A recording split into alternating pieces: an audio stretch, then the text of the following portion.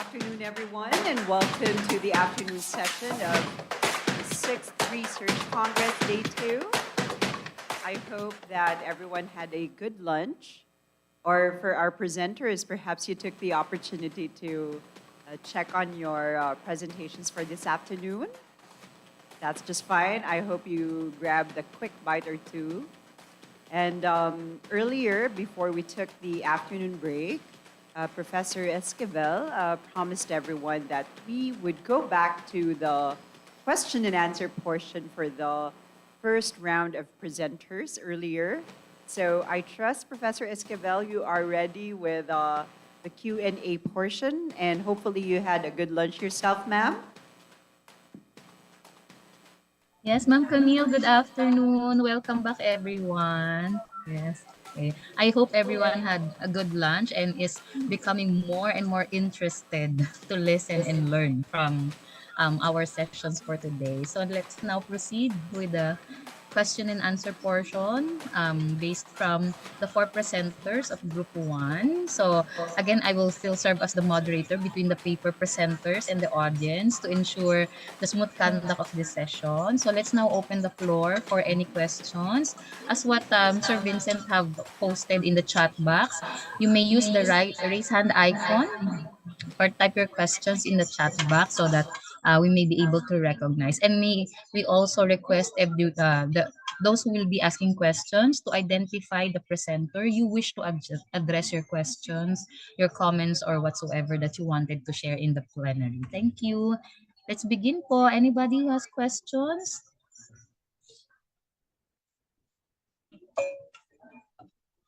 So while waiting po for questions to come in, again, our first presenter was Miss Carmina Abilia with her group.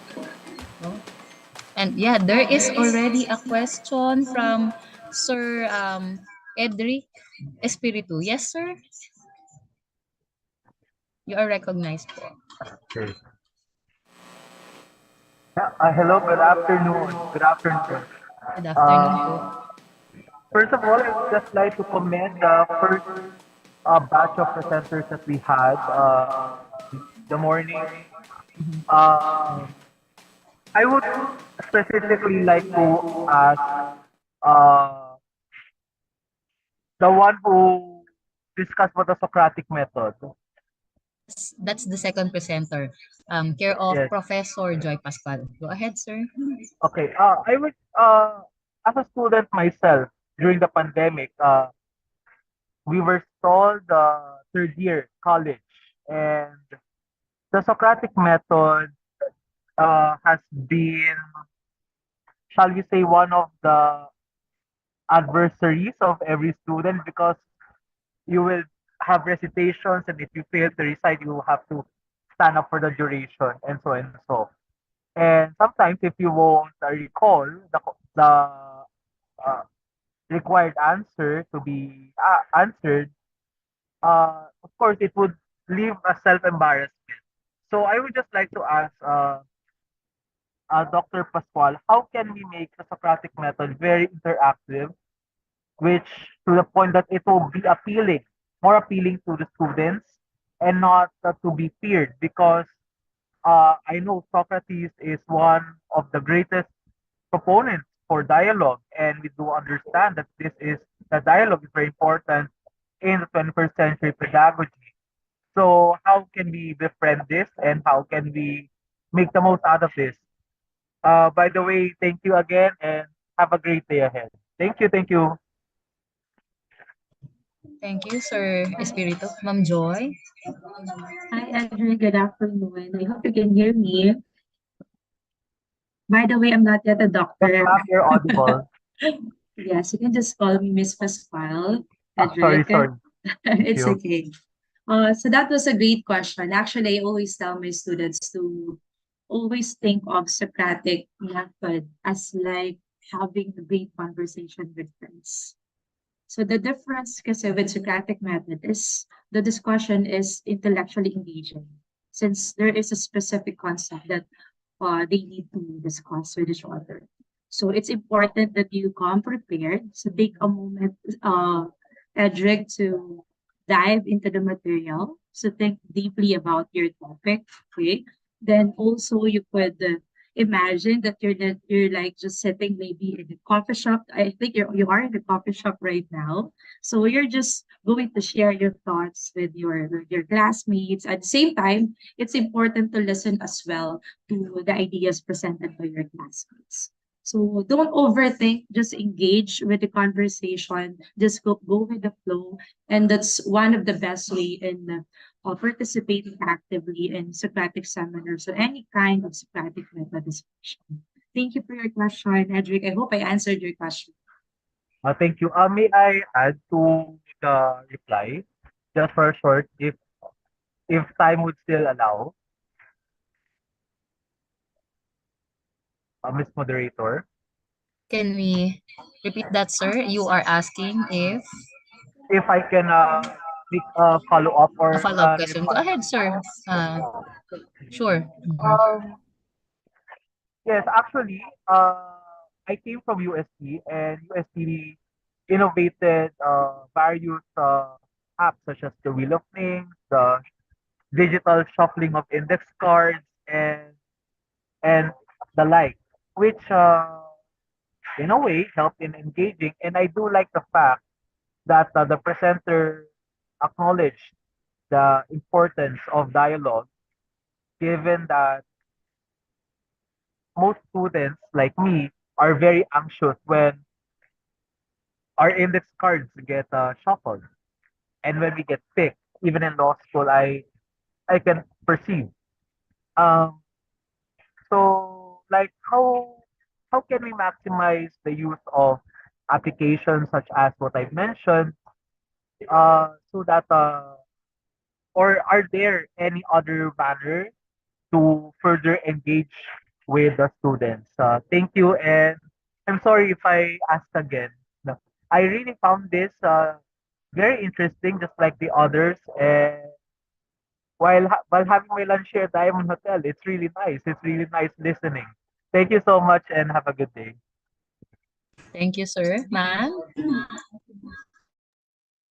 So again, Miss Lorna, the question has something to do with other kinds of methods. Am I correct?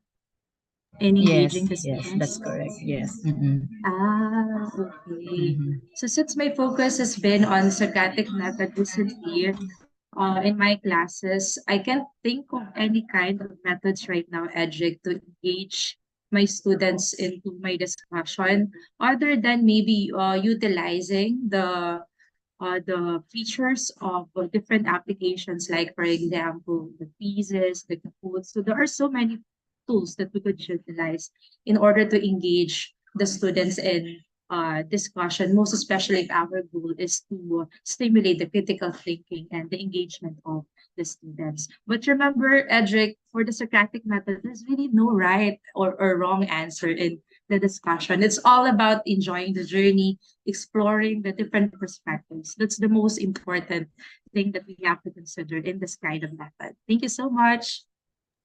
Thank you so much, Ma'am Pascual, Thank and you. everyone. Thank you, and have a good Opo. day. Thank you, sir. Thank you, Ma'am Joy. Thank you, Ma'am. Are Thank there you very any much. are there other questions? I think someone raised her hand earlier but did not continue, or maybe you would still like to ask a question. We still have 4 minutes for questions for maybe other group presenters or other presenters from group 1. Check the chat box. Oh.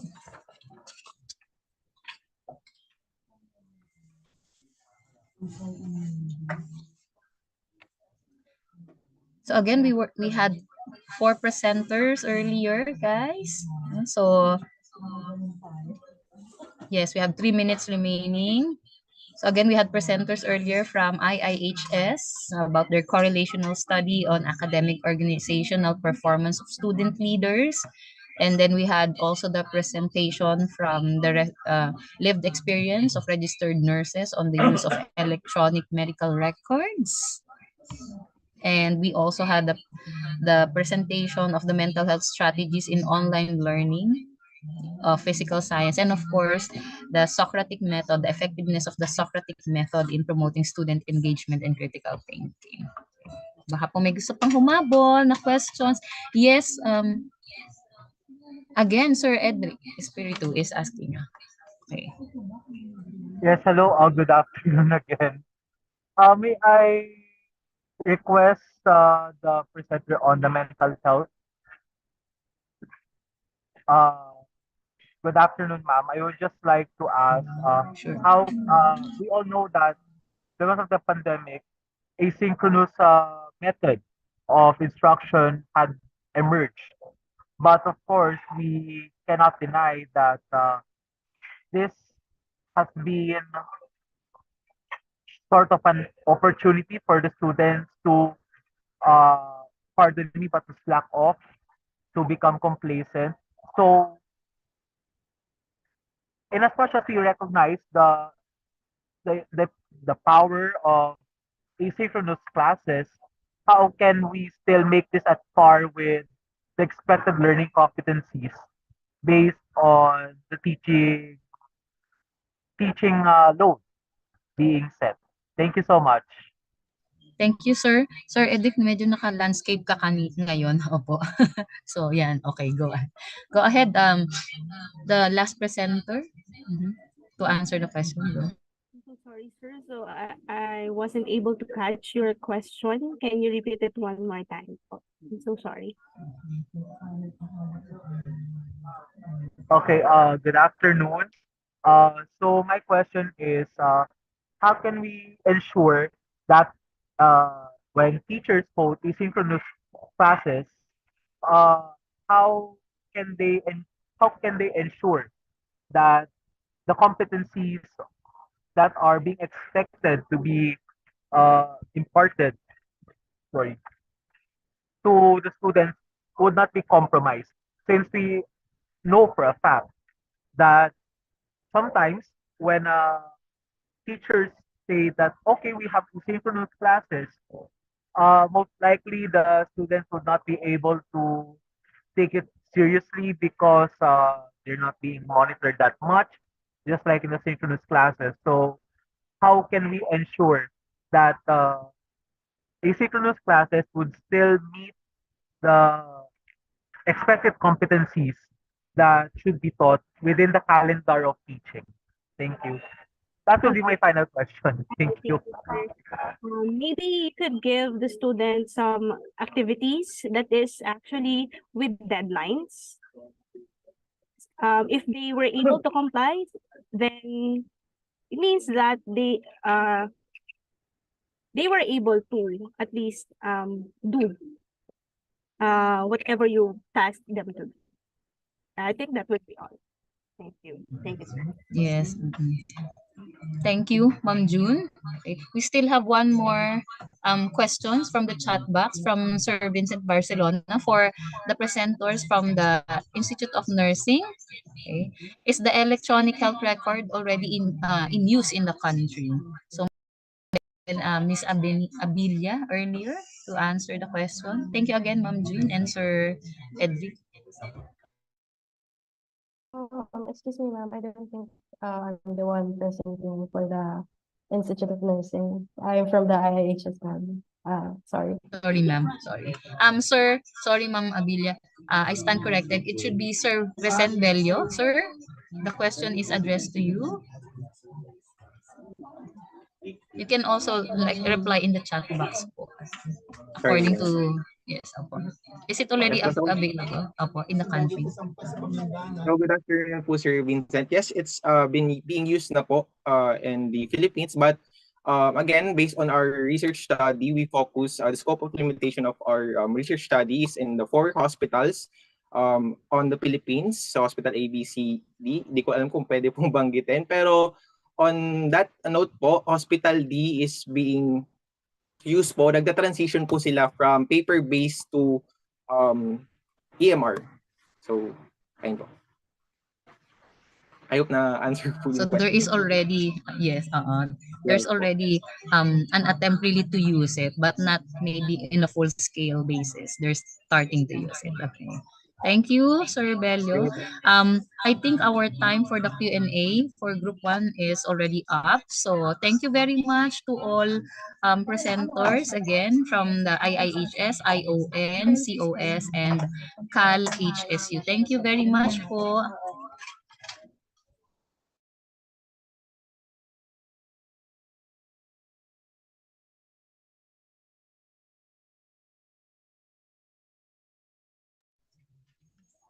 Let's now give the floor to the second moderator for Group 2 presentation. Thank you po.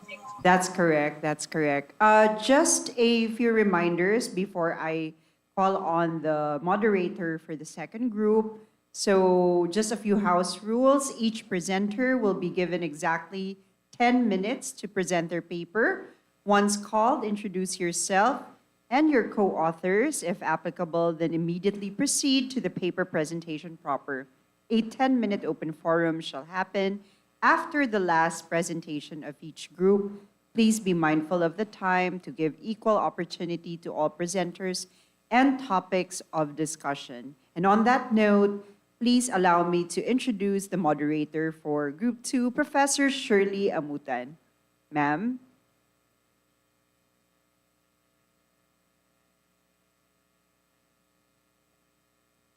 Thank you so much, Ma'am.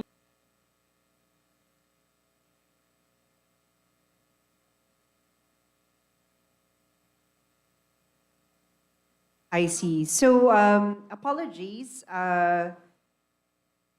In as much as Professor Shirley is quite ready and in fact proceeding with the discussion, we may have to put it to a quick halt.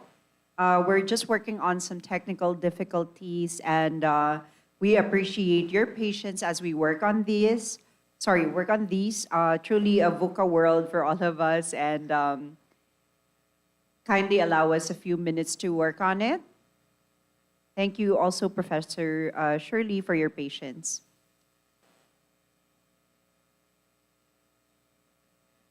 So as they work on the technical concerns, reminding each presenter or each round of presenters that they will be given exactly 10 minutes to present their paper. And once called, each group or presenter must introduce themselves and their co-authors, if applicable, immediately proceed to the paper presentation, and then a 10-minute open forum shall happen.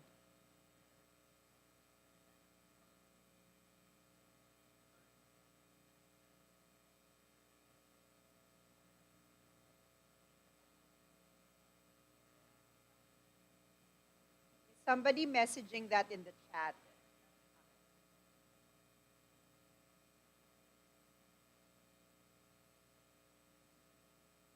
Next to do. How are you doing, Professor Shirley? Did you have a good lunch, I hope? Yes, but I'm quite nervous because I'm one of the presenters lately. And what is it they say whenever we're nervous? It's also indicative of how much we care about our work. So Yes. it's indicative of how much time and effort that you really gave for this research too. So let's acknowledge that nervousness, but it doesn't show at all. From the screen, I can see you're all smiles.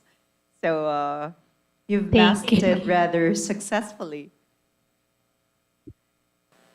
Thank you so much, Ma'am Camille. All the best to your team and to the rest of the presenters also. So doing a quick check right now, if we'll need a few more, and we are all systems go. Go ahead, Professor Shirley. Thank you so much, Ma'am Camille. Let's continue with the presentation from the College of Continuing and Advanced Professional Studies, Ma'am Musni. Thank you very much, ma'am.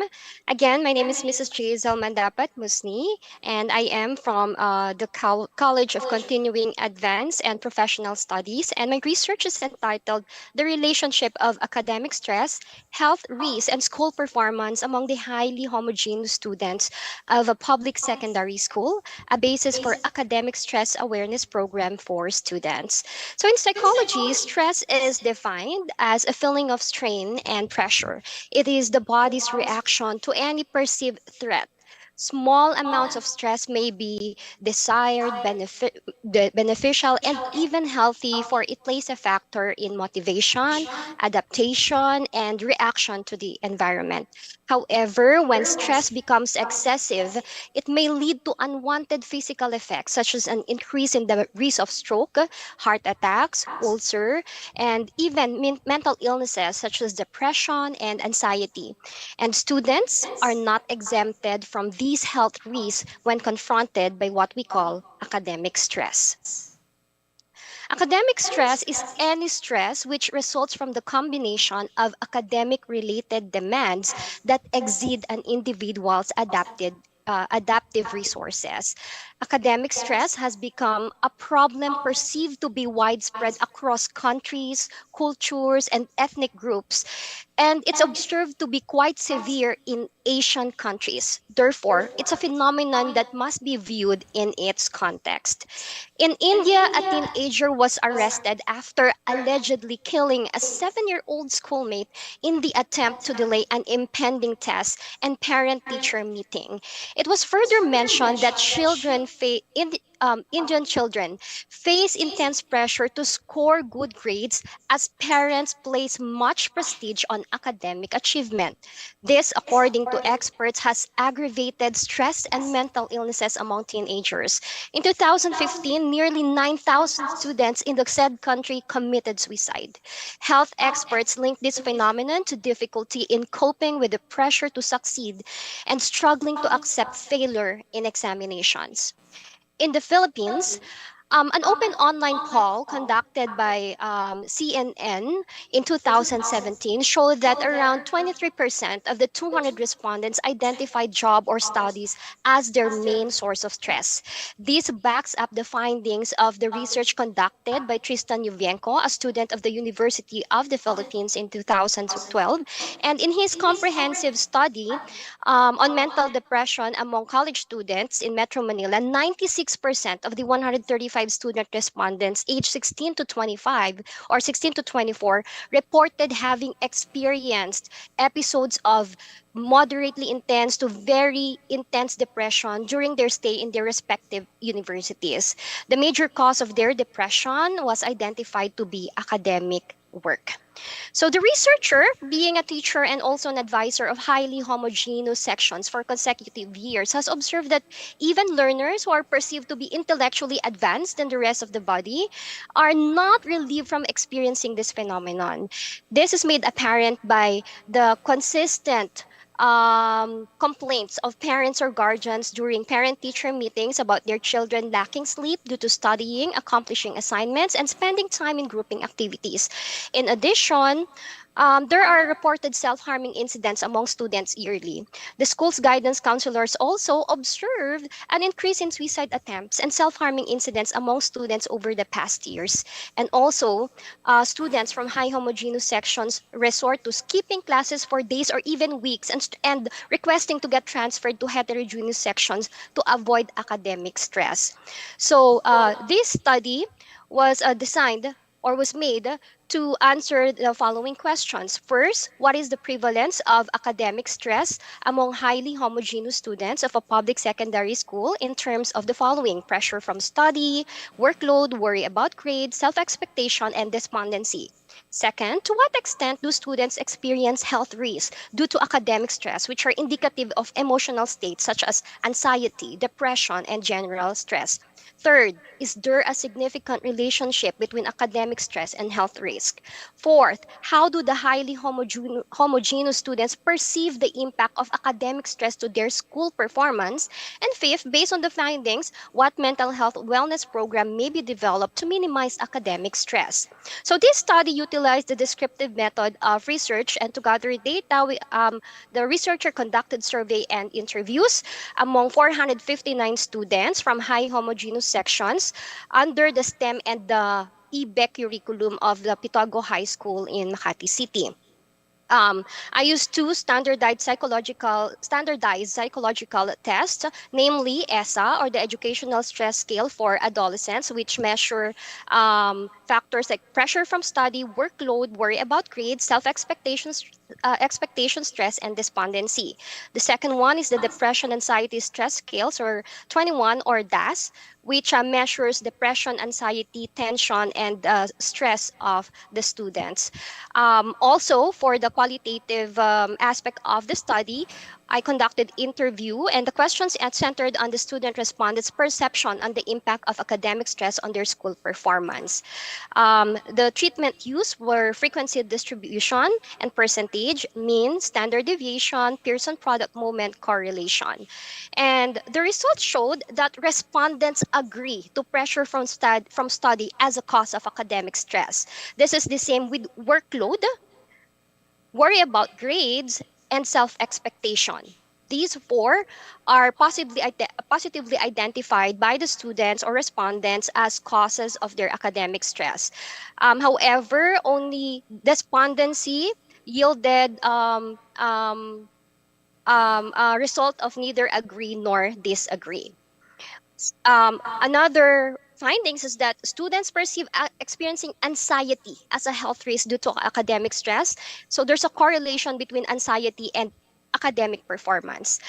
The highly homogeneous students also experience symptoms of depression due to academic stress, and students perceive experiencing general stress as a health risk due to academic stress. Another one is majority of the students perceive academic stress as negatively affecting their school performance.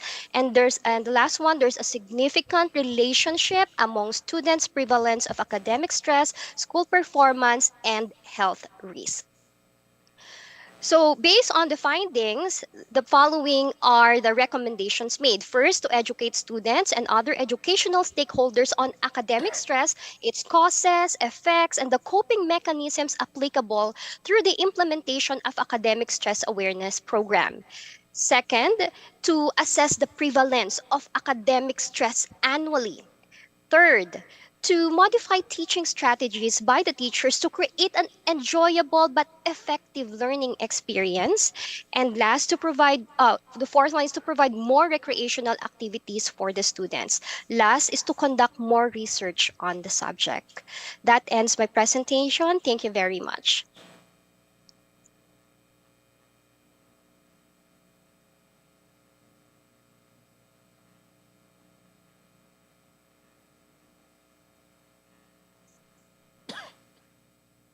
Thank you so much.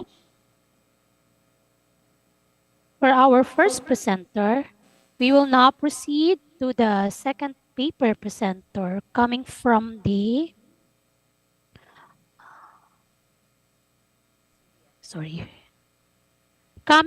College of the Business and Financial Sciences. Good afternoon, everyone. Am I audible? Yes, ma'am. Let me take a few moments to just share my screen.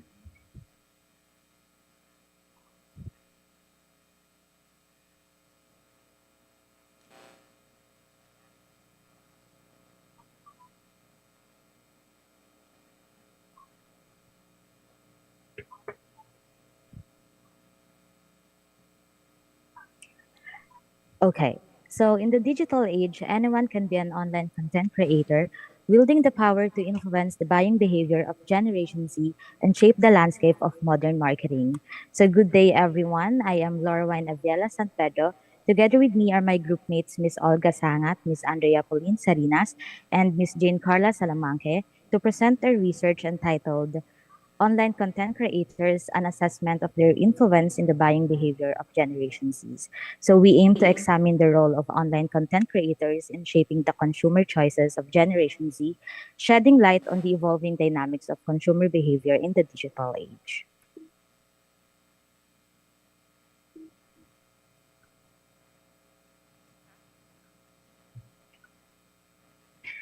So the birth of social media strengthens the relationship of the customer towards the business and products.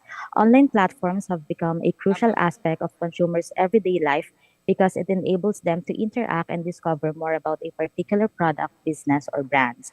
Also, it is where individuals can express their perspectives and connect with others. Social media was employed as a marketing approach by both startups and big businesses. Generation Z is a group of teenagers of various genders born between 1997 and 2012 and is often referred to as digital natives. The term was developed because they grew up with early access to social media, the internet, and mobile devices. Now, Generation Z's purchasing habits are typically influenced by products or services discovered on the internet, social media, or through the recommendation of online content creators. So, according to a research conducted by Google, 70% of youngsters who subscribe to social media platforms, for example, YouTube, see YouTube stars are more approachable and trustworthy than the traditional superstars. This is also where they made up their minds whether they are going to buy the product or not.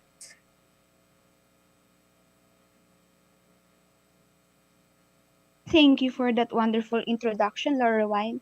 Good afternoon, everyone. Unfortunately, due to my internet, I cannot open my camera. To continue, in order to achieve the objective of the study, this research specifically addressed the following questions. 1. What is the respondents' assessment on the influence of online content creators to the Generation Z buying behavior in terms of entertainment value, unique content material, credibility, trends, promotions? And number 2, what is the respondents' assessment in their buying behavior in terms of impulsive buying, average spending, analytical, and expressive? And the SOP3, is there a significant relationship between the influence of online content creators and the buying behavior of Generation Z? And the SOP4, what are the strategies used by online content creators to influence the buying behavior of the Generation Z? The SOP5, what are the advantages and disadvantages of using online content creators in influencing Generation Z in their buying behavior? And then SOP6, what plans and programs may be proposed based on the findings of the study?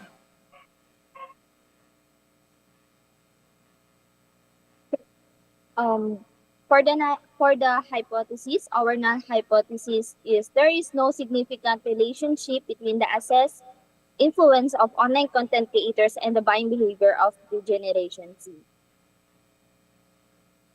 And let's proceed to the respondents' assessment on the influence of online content creator affecting their buying behavior in terms of entertainment value.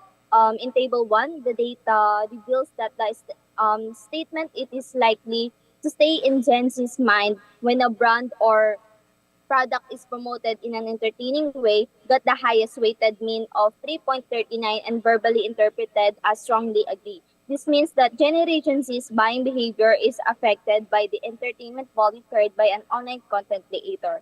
For the table 2 unique content material, the data shows in question 2.7 unique contents are an intelligent way of marketing. Got the highest weighted mean of 3.48 with interpretation of strongly agree. This means that the Gen Z see that unique content material is engaging to their prior buying behavior. On the variable credibility in table 3, as you can see, the data shows that the statement being authentic and trustworthy are the things that Gen Z wants to see in an influencer, had the highest weighted mean of 3.57 and verbally interpreted as strongly agree. This indicates that it has a big factor for being credible as an influencer in the buying behavior of Gen Zs.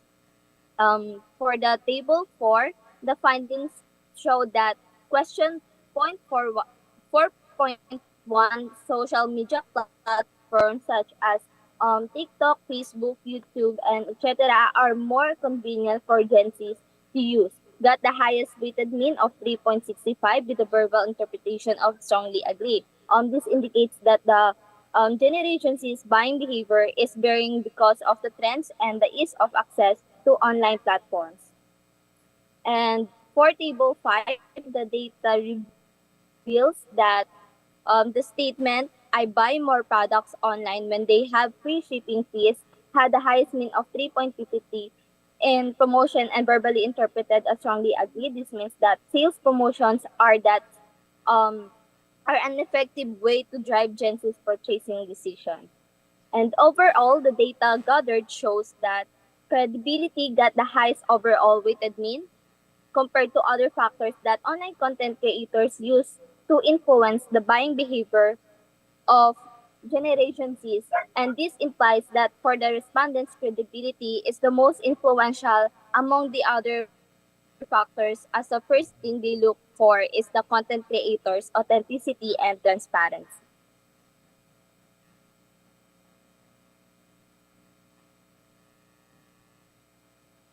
So in this part, we present the result of our SOP2, where we assess the respondents' buying behavior in terms of impulsive buying, as shown in Table 7, average spending, as shown in Table 8, analytical in Table 9, and expressive, as shown in Table 10.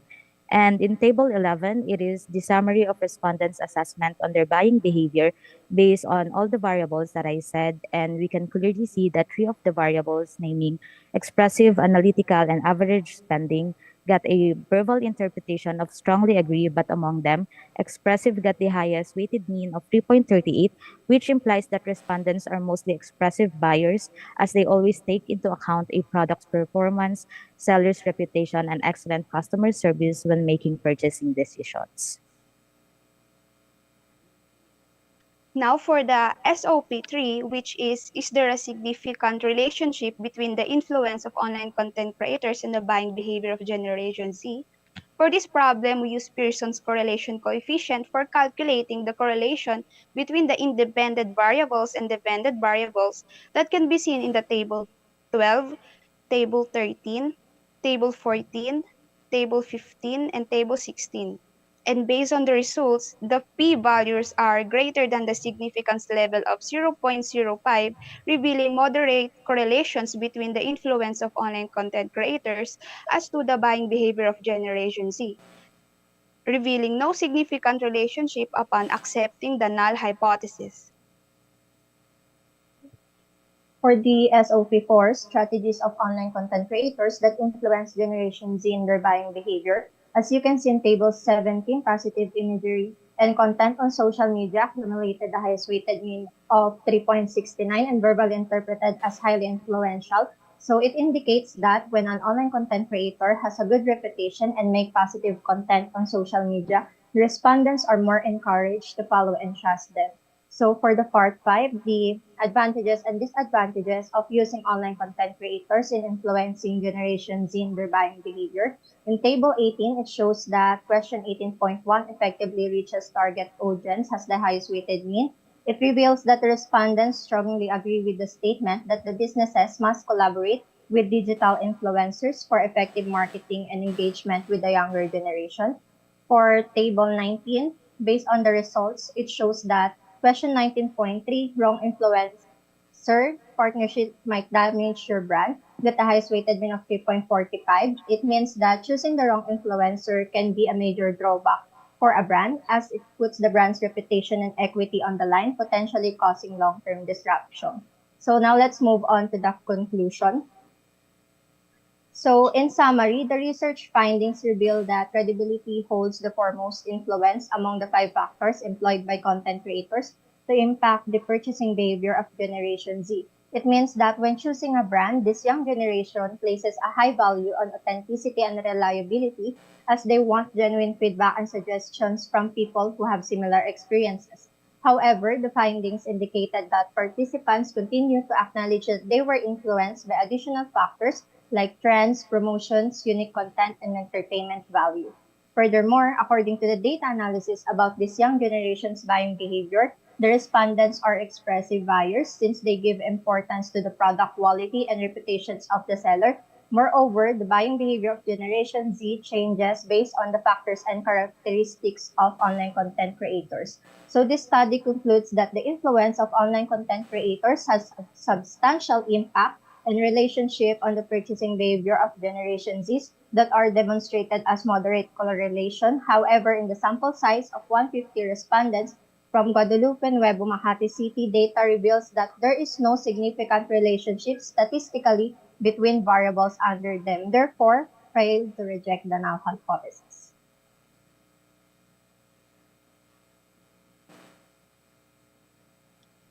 Based on our findings and conclusion on our study, the following recommendations or strategic plan are suggested with the aim of influencing the buying behavior of Gen Z through the use of online content creators. The findings regarding SOP1 show that credibility influences Generation Z the most. To market to this age group, researchers advise using nano, micro, and macro influencers with a sizable following. Since Generation Z appreciates authenticity and trustworthiness when choosing a business, these influencers should be picked based on these qualities. Working with influencers who can offer basic ideas and suggestions, have a genuine connection with their followers, would successfully gain Gen Z's interest and confidence. Using affiliate links can be a proper technique by allowing influencers to monetize their material and provide a trackable way to gauge the campaign success.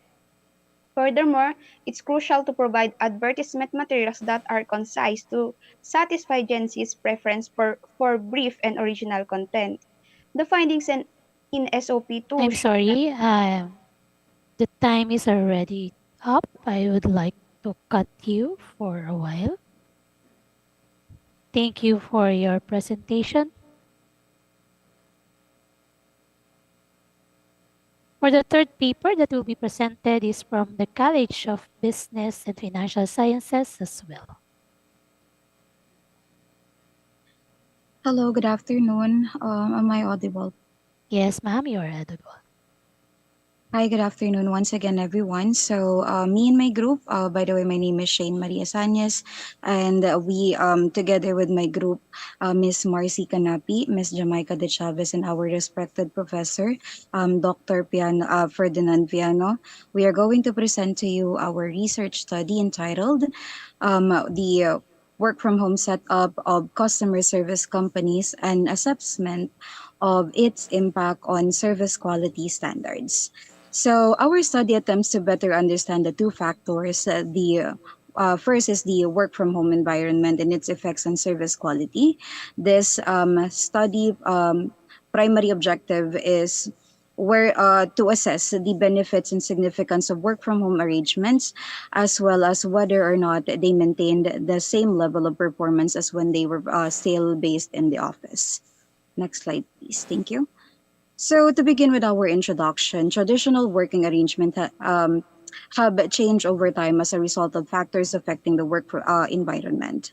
And the rapid development of technology, work from home setup, despite being an old idea, was given focus recently as a result of rapid changes brought by external factors. And work from home is as we all know, work from home is an alternative work environment that offers employees a greater flexibility, cost saving, and increase in individuality, which can be one of the many reasons why most employees nowadays are more attracted to the concept of the work from home setup. So employees working at home can enjoy a lot of perks that employees working in the office is not very much entitled to. Like for example, saving time when it comes to travel, and cost saving, of course, um, with a lot of factors affecting the race of, especially with the another increase with the rate for travel or anything like that. So as we all know also, traveling long time, especially if you are located in Manila, can take a toll on yourself, especially that as we all Manila was ranked high in the traffic index that measured traffic congestion in 389 cities in 56. According to Cruise 2023.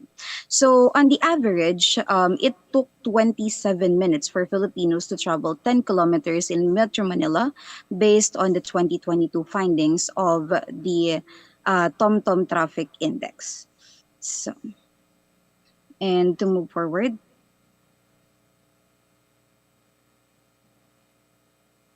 So the working environment has evolved with technology, leading to the shift from on-site to remote work setup. So work from home is considered now as flexible work for the employees, meaning they work on their own flexible schedule that works for them. Aside from that, since work from home is very relevant today, employees is very look for a job that is less hassle to commute, and also this is time saving for them. So, according to the Glenn Dutcher, a professor of economics of Ohio University, he emphasizes some of these advantages of remote work from a psychological and physiological perspective. He found out that when employees work from home, they may encounter several problems that can harm their physical and mental health, such as tardiness, headache, eye problems, depression, loneliness, blurred work life, stress, and also worry. Work from home can lead to distraction, reduce productivity, physical health issues. It can also affect employee emotional well-being, making them feel lonely and isolated. And balancing work life can be challenging as employee may struggle to set clear boundaries and feel pressure to work longer hours and respond to work-related messages. And also balancing work duties with family's responsibilities and personal interests can also be challenging. So next. Oh my god. For May the we request your sounds to be fixed? It has a unavoidable background that's not, parang medyo, ano po siya, ground. Oh my god. Ano nangyari? Wait. Wait lang po. Oh my god.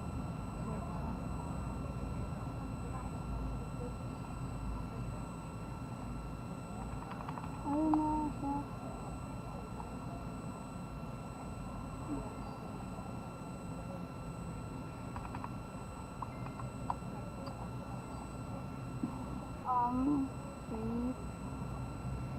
Anyway, you may continue if it doesn't fix. It cannot be fixed. Meron lang siya talagang konting background na hindi siya maayos siguro. I'm loud and clear na po. Sorry for the technical error. It will be okay. Palaki-lakasan na lang yung volume down ng voice niyo. Thank you. Okay, so wait. Okay, so next to the statement of the problem. So first we do have what is the respondent's assessment on work from home setup and its impact on quality of services in terms of first one is the level of productivity, customer satisfaction, efficiency of service, convenience, self-management, hours of work rendered. And the second one is there a significant difference in the assessment of service quality, the work from home setup between the two groups of respondents? And third, what are the common challenges encountered by the respondents in work from home setup? And fourth, what plans and recommendation may be proposed based on the findings of the study? So the hypothesis is okay. Sorry. There's no significant difference in assessment of quality service in the work from home setup between the two groups of respondents, which are the agents and the supervisors. So next, let's proceed to the respondent assessment of the impact to the quality of services. So first, in the table 1, level of assessment of the work from home setup in terms of productivity. So the overall it reveals that the remote work significantly impacts productivity levels for both agents and supervisor. And so the results suggest that remote work enhances productivity by allowing employees to multitask and produce more outputs. And the next table 2, it shows that assessment of agent and customer satisfaction is prioritized and enforced during remote working. And while on the assessment of supervisors, work from home policies are properly cascade to better satisfaction customer. Then table 3, the study found that remote work does not negatively affect the efficiency of services provided by the agents and supervisors to customers. So the result implies that the work from home setup has no detrimental influence of efficiency of services offered by agents and supervisors to the customers. Table 4. On table 4 in level of assessment in the work from home setup in terms of convenience, the overall is all verbally interpreted as strongly agreed. So number 5, it shows that both agents and supervisors have a strongly agree on the work from home setup, and it implies to maintain good customer service while the both agents and supervisor prefer work from home setup. Their time is more flexible from themselves, work, and other possibilities. So table 7. For table 7, it shows the overall p-value, which is higher than 0.05, meaning the remarks for that is no significant difference, and the null hypothesis was failed to reject.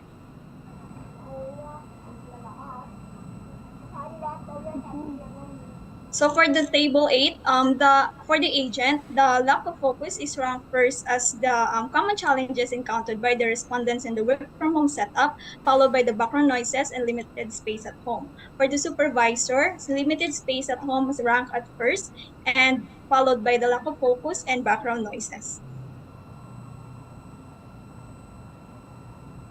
So for the conclusion, guys,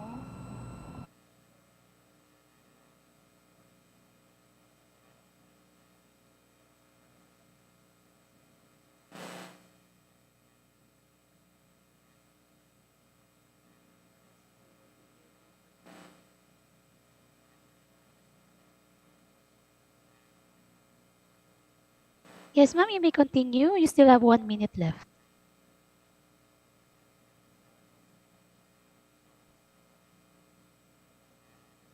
Sorry. Sorry. I forgot to take on my mic.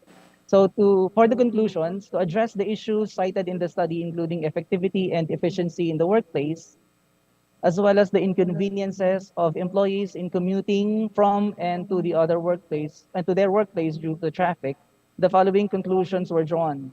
First, the results of the study show that both agents and supervisors have a positive perception on the work from home setup. Second, there is significant difference between the assessment of the agents and supervisors on the quality of service on the work from home setup. Number three, to align the theoretical framework used in the study, the result of the study showed that the work from home setup can be an effective strategy for maintaining or maybe even improving service quality and customer satisfaction. And for the last, the study likewise suggests that work from home setup may not necessarily be an exclusive option but the hybrid approach may be applied to address psychological and physiological issues that comes with it. Next slide. Okay, so as far as the proposed and plans and recommendations are concerned, so we focus on the top I'm sorry, I need to recommendations. cut you for the time is already up. Thank you for your presentation.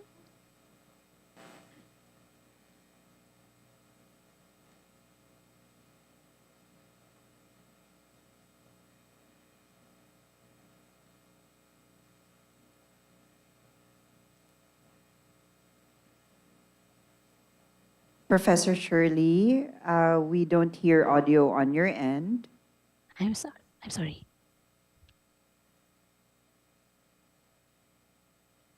We will now proceed for the fourth paper presentation that will be presented by the College of Advanced and Professional Studies.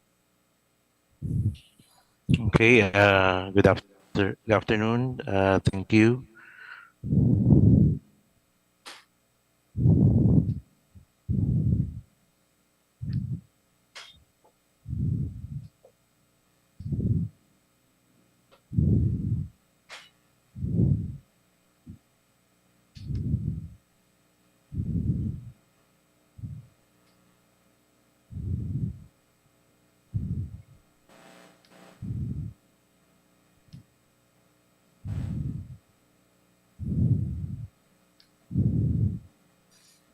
Okay, so can you see my slide? Yes, sir. Okay, can you hear me? Okay, I am Pompeo C. Adamus II, a director of the Graduate Programs in Public Administration and concurrent director also of the Executive Doctorate in Leadership here in the College of Continuing Advanced and Professional Studies. So I will be presenting a paper on a certificate in Katarungang Pambarangay Administration and Alternative Dispute Resolution Program, opportunities and challenges. Oops. Okay. Okay. By the way, an earlier version of this paper was presented last year in the Philippine Society for Public Administration International Conference in Cebu City last November 2022. So this program is a partnership between the Department of Interior and Local Government and the University of Makati and the Philippine Society for Public Administration. This is targeted for the efficient and effective service delivery of dispute uh, resolution and to help unclog the courts from unnecessary cases. So participants of this capacity building program are primarily the Makati City barangay officials like the barangay chairman, Lupon members, and interested citizens of the barangay. Okay.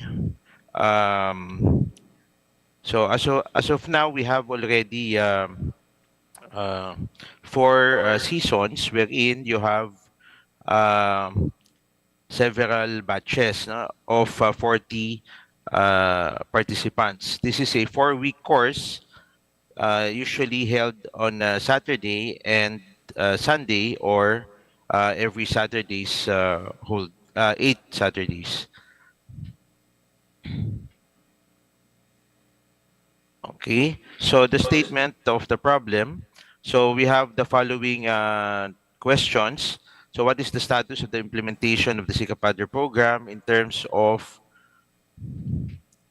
the number of participants, government support, assessment of by the graduates, what are the issues, challenges and opportunities in the implementation of the program from its inception before the COVID-19 pandemic and beyond. And the third is what are the recommendations to answer the issues and enhance the program.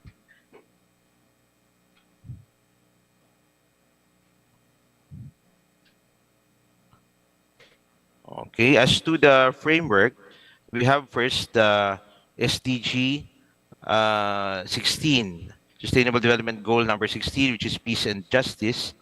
And you have here the access to justice. And then you have also the alternative dispute resolution, which refers to all forms of non-traditional remedies for dispute settlement, such as but not limited to arbitration, mediation, conciliation, and negotiation. Okay, then you have to take note that in the Philippines, we have a pro-ADR policy, which started as early as 1953, and which is institutionalized also in 1978 through PD 1508, and then revised by the Local Government Code of 1991. Okay, so what do we mean by Kantarungang Pambarangay or Barangay Justice System? It's the process of dispute settlement at the barangay level, and then you have here the different, it's a recognized venue for the community members to reconcile the differences without resorting to protracted and expensive judicial process.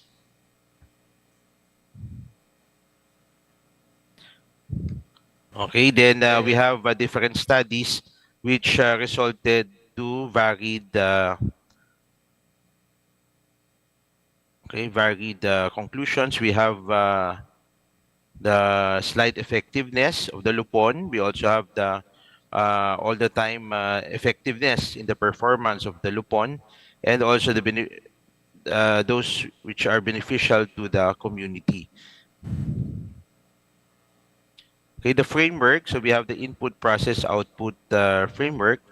So we have the different relevant laws and policies on the KP on the KP, and then we have the organizing committee, and including the graduates of the SICAPADRE. Then the SICAPADRE program assessment and the output, the SICAPADRE innovative and best practices. Okay, so as to the methodology, we have here it is an exploratory study, and we use the descriptive qualitative method. So the data gathering methods, we have documents review and key informants interview. We used purposive convenience sampling here. And then methods of analysis, uh, we have document analysis and SWOT analysis. Okay, so we have the different results. As to the status of implementation, we have here a total already of 67 participants in season 1 and 129 28 in season 2. The other seasons we cannot report yet because they have not officially graduated in the program. Okay, then as to the government support, we have here from the City of Makati an appropriation of 1.2 million. Then we also have from the college, then PSPA and DILG. Okay, then we have here so the knowledge on the Turong Pambarangay, we have the short narratives. Okay, then additional knowledge on the KP and the Lupong Tagapamayapa. And we also have here the as to the face-to-face and online. We have some positive thoughts and negative thoughts also on which is better, no, face-to-face or online. Then we have the issues. We identified here the different issues such as composure, mental and emotional stability of the lupon, lacks documentation, lacks monitoring, wrong signatory of the certificate of file action, then unclear function of the lupon, fast rollover of lupon members, the need for training, ill-equipped lupon, jurisdiction of the case, and one answered none. Okay, then we have some opportunities. The overall rating by the graduates is that 3 mentioned excellent and 2 very good, no, for the program. Then we have recommendations from the Sikapadre graduates as part also of the opportunities. Then what are the opportunities as identified? We have the Sikapadre program to be offered to other LGUs. So at present, only Makati has Sikapadre. It can be a best practice. We can have follow-up sessions for the alumni for updates in relevant laws. Then we also have we can allow residents to participate. Then other cities may avail of Sikapadre. Encourage further studies such as the MPA program and the Doctor of Public Ad program. Then we have active participation in the Lupon Tagapamayapa Incentive Awards of the DILG. We have Makati City Barangays as awardees of the LTIA. Okay, so here are the conclusions based on the results. So we identified the issues and challenges and also the opportunities. Okay, then we have some recommendations. Once the face-to-face mode is again applied, there can be court visits. It can be reincorporated as one of the assessment of the participants.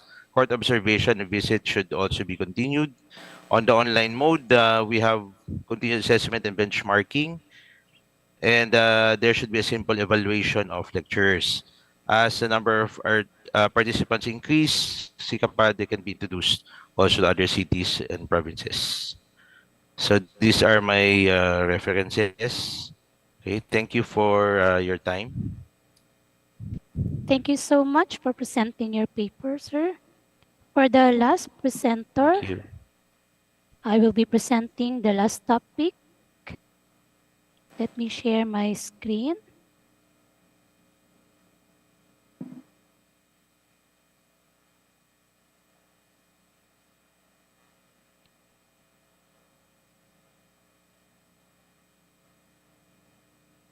Can you see my screen? Yes, we can, Professor Shirley. Okay, thank you. Pleasant afternoon again.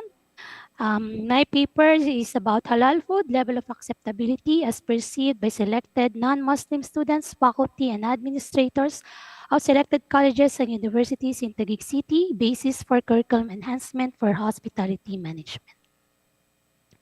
You may have encountered these halal signs on the restaurant doors or wonder what it means or even how to pronounce it.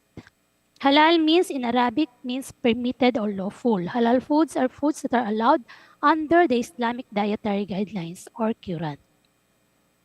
In the Philippines, halal program started in 2003 when Director Laidan proposed the creation of Philippine Science and Technology Program for the development of halal industry under the management of DOST 12.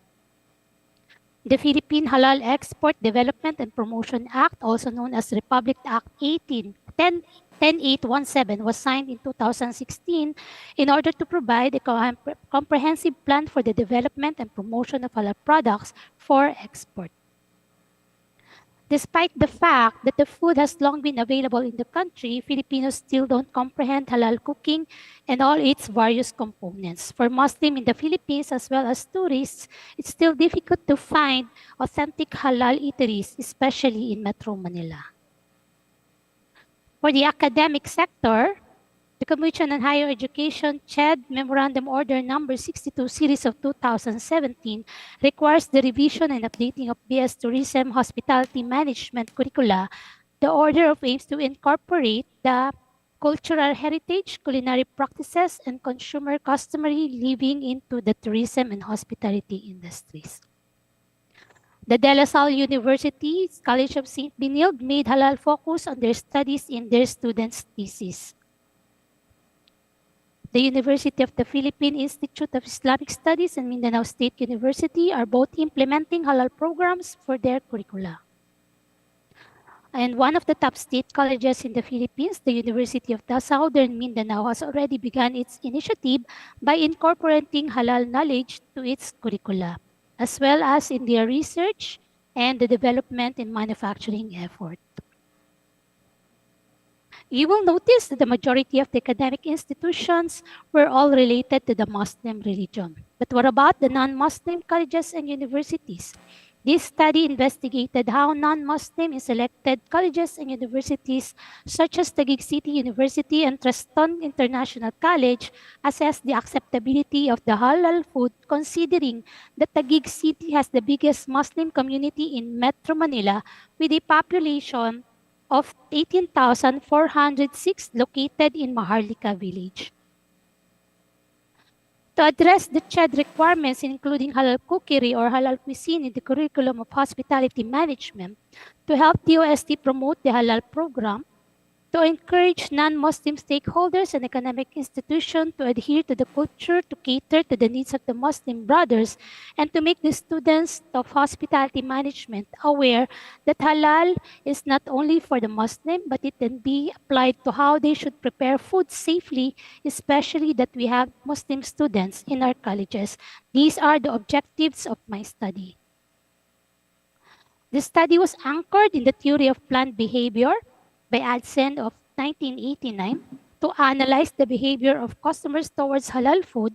The TPP suggests that the individual's intention towards halal cuisine can be inferred from their attitude, subjective norms, and perceived behavioral control. The study determined the acceptability of halal food by getting the respondents' demographic profile, the acceptability of halal food using variables of the TPP, and the significant difference of the study. Research was derived from the different studies and literatures on halal food. Some of these were from Edita Kadewaya, 2016, Asnawi et al. 2018, from Catherine Orda of 2019, and Malayang Gayapao of 2018. The study applied the descriptive research method using cross-sectional data collection. The survey method was used to collect primary data from the respondents. The questionnaires use a 5-point Likert scale to indicate the respondents' level of agreement, with 5 denoting as the highly accepted, and then 1 denoting as the highly not accepted. The 130 replies were received in total of 100% of the population at the Taguig City University and Treston International College. The researcher used data interpretation methods include frequency, percentage, average weighted mean, and analysis of variance or ANOVA. For the results and discussion, for the attitude towards halal food, the overall weighted mean was 4.31 with verbal interpretation of highly accepted. In terms of subjective norms, the overall weighted mean was 3.62 and verbal interpretation of accepted.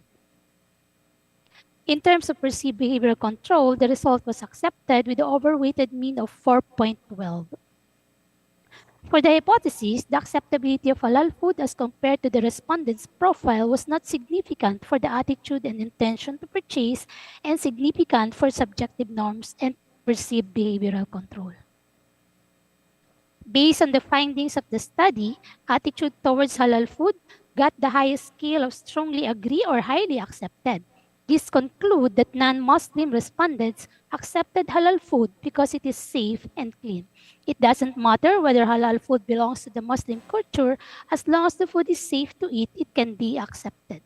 It also shows that when making decisions to purchase halal food products, non-Muslim consumers are more likely to be inspired by others such as friends, family members, or the public.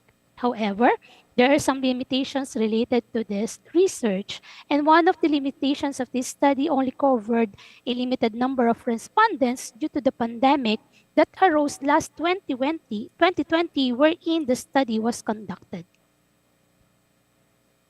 Based on the result of the study, the researchers recommend the following. To strengthen the capability of the teaching and non-teaching staff at the College of Hospitality and Tourism Management in delivering halal concerned services, they must be equipped with proper knowledge and or skills and trainings. The researchers would like to recommend that they should go halal trainings and seminars to understand the halal culture and the standards. The college may collaborate with industry partners in developing a new curriculum. The universities and colleges may consider hiring Muslim faculty in order to help non-Muslim teaching and non-teaching staff properly guide the students on the proper implementation of halal standards. First-year subjects in hospitality and tourism management should include suggested curriculum in halal cookery and culture so that students will be familiar with and imbued with halal culture and standards even when they are just entering this industry. In order to address the requirements of the Commission on Higher Education and ALCOCOA guidelines, the city government, with the help of the universities and colleges of hospitality management, may consider developing the facility that adheres to halal standards. The city government may also create a community-based halal awareness program and engage the community to participate. To the non-Muslim business sectors, especially restaurants, they may adhere to the halal standards in order for them to cater to both Muslim and non-Muslim consumers. And to the future researchers, the research would like to recommend conducting a further study in order to enhance the acceptability and awareness of the halal food. These were the sample of the proposed curriculum with halal cookery output. And this is the suggested curriculum action plan. And before I end this presentation, let me lead you with this quote from Luis Fresco. Food in the end, in our own tradition, is something holy. It's not about nutrients and calories. It's about sharing. It's about honesty. It's about identity. Thank you and God bless. Thank you, Professor Shirley. We are proceeding now to the open forum, and you will be moderating that portion as well. Go ahead. Yes, ma'am. Thank you so much. The open forum may now start. You may type in your question to the chat box, or you may raise your hands if you want to ask the question personally. I think we have a question here from Sir Pompeo Adamos. The question is, currently, the Pulupong Tagapamayapa is composed of the elderly, which stems from the pre-colonial custom due to their wisdom. However, is there a possibility that we can include middle-aged and even young adult people to become members of the Lupon in order to recalibrate the methods done in the arbitrary and even in the education process? Thank you and well done daw po, sir. Sir? Okay, thank you, ma'am. So, this question is from Mr. Espiritu, who happens to be one of my students also in the MPA program. Okay, thank you for the question. My answer here is that there is no prohibition as to what specific age is to be chosen by the barangay chairman as part of the Lupon. So it just so happens that usually those persons who have the wisdom already are already in their senior year or in the later ages, but the chairman is actually free to choose persons of integrity from the community. The only prohibition here is that the chairman cannot choose lawyers to be part of the Lupon. So there can be young urban professionals, and then they can only the middle-aged persons can also be chosen as long as the chairman sees that the person is qualified to be part of the Lupong Tagapamayapa. Okay, so actually, this is the target of the program, no, to include also the residents or the citizens of Makati who are interested to join the Lupong Tagapamayapa, and also those who are already part of the Lupon to be trained and uh, to be prepared for their further uh,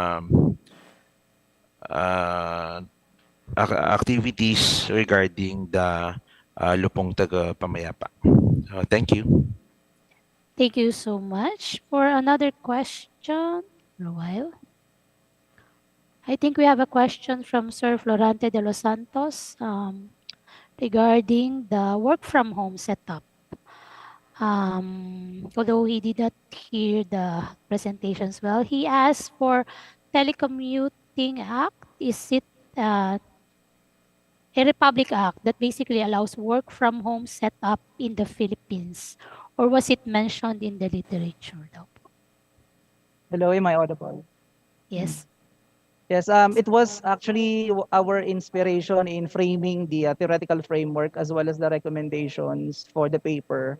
However, due to the lack of time, no, and of course yung length din ng paper na kailangan to be presented, no, is hindi na po na siya isama. Pero yung pong revised na IRR kasi ng Telecommuting Act is also in consideration, yung Republic Act 11165. So it is part of our theoretical framework as well as part of our recommendations. Okay. Another question from Sir De Los Santos, addressed to the studies on stress. There are numerous research studies on stress and its relationship to academic performance, with findings ranging from mild correlation to strong associations. What makes your study unique? Thank you, Paul, for the question, Professor De Los Santos. What makes my study unique is that the group that I studied is the group that is identified to be high homogeneous, or in other words, they're the cream of the crop, or in a more direct description, they are the intelligent ones. So this research makes us realize that even those who are academically performing well, or those who are, let's say, intellectually advanced than the rest of the body of the students, get affected negatively by stress. So we must reject the thinking that an intelligent student is supposed to be able to handle everything, because they too have limitations. Also, these findings, is supposed to make educators reflect on the teaching practice that we do in our country, and we this also makes us realize how much we should reflect on how much we put in our curriculum.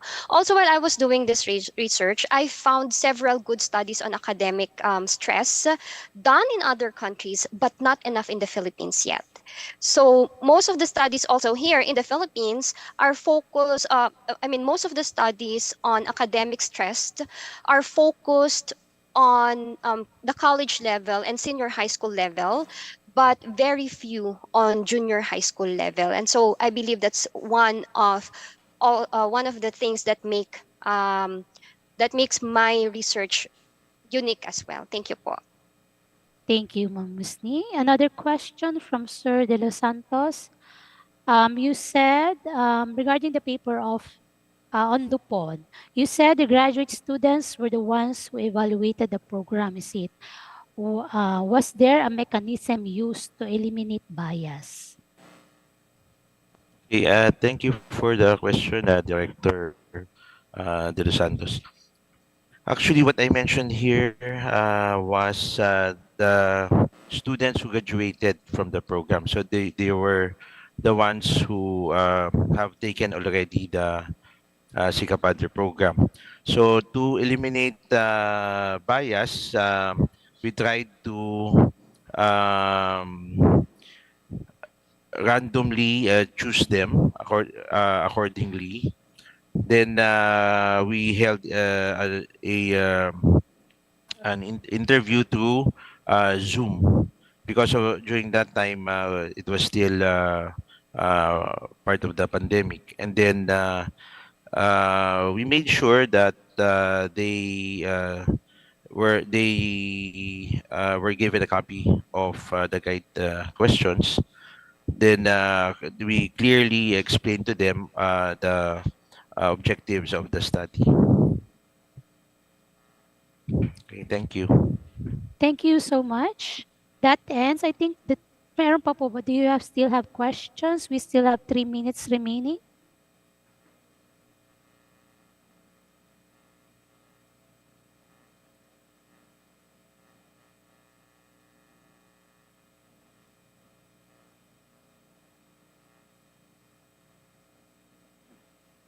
I think there will be no more questions.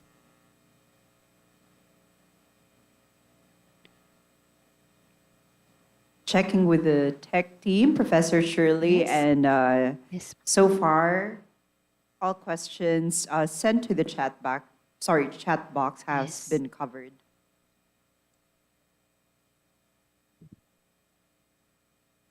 Have been covered, rather. Yes, ma'am. So all good. We could proceed now to the third group. Again, thanking Professor Shirley Amutan for moderating the second round of presenters. Thanking also the presenters from CCAPS, CBFS, and CTHM for this round of the presentation. So Thank you so much, ma'am. thank you once again. Going now to the third round, and this third group will be moderated by Professor Jim Carl Primo. Sir, floor is yours. Thank you, Ma'am Navarro. Good afternoon, everyone. Can I see a live reaction from our participants if I am audible? The recording has stopped. All right, so again, can you see a live reaction from our participants if I am audible? Am I audible po? I can hear you well on my end. Let's also check from our viewers.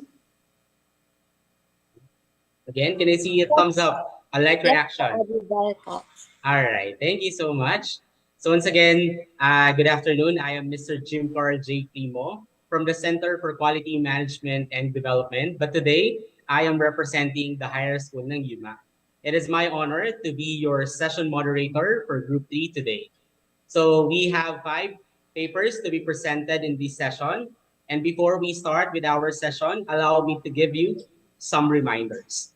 So to our dear presenter, please proceed directly to your presentation proper. You only have a maximum of 10 minutes to give us the core findings of your research.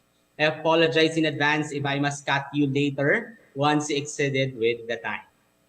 And for our audience participants, you may start sending your questions after each presentation for a seamless conduct of our open forum later. Thank you. So without further ado, let's start with our session. The first paper will be presented by the College of Arts and Letters. Hello, good afternoon. Am I audible?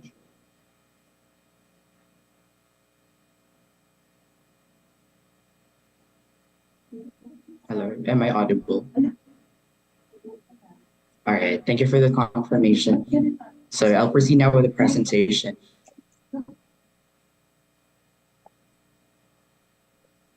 Communication in the 21st century is really evolving, and due to its nature that is dynamic. With this, the communication have evolved and improved. And in the advent of improvement, the speaker needs to utilize such communication strategies and overcome such communication apprehension rather. With this, let me present to you the communication apprehension and frequent use of fillers of higher school UMak students. Together with me are my co-authors, with our lead author, Ms. Isabel Concepcion, yours truly, Dexter Apinado, Ms. Hannah Bayanata, Stephanie Geraldo, and Algira Ortega. Now let's proceed with the introduction. So for the background of the study, we have defined first the communication apprehension.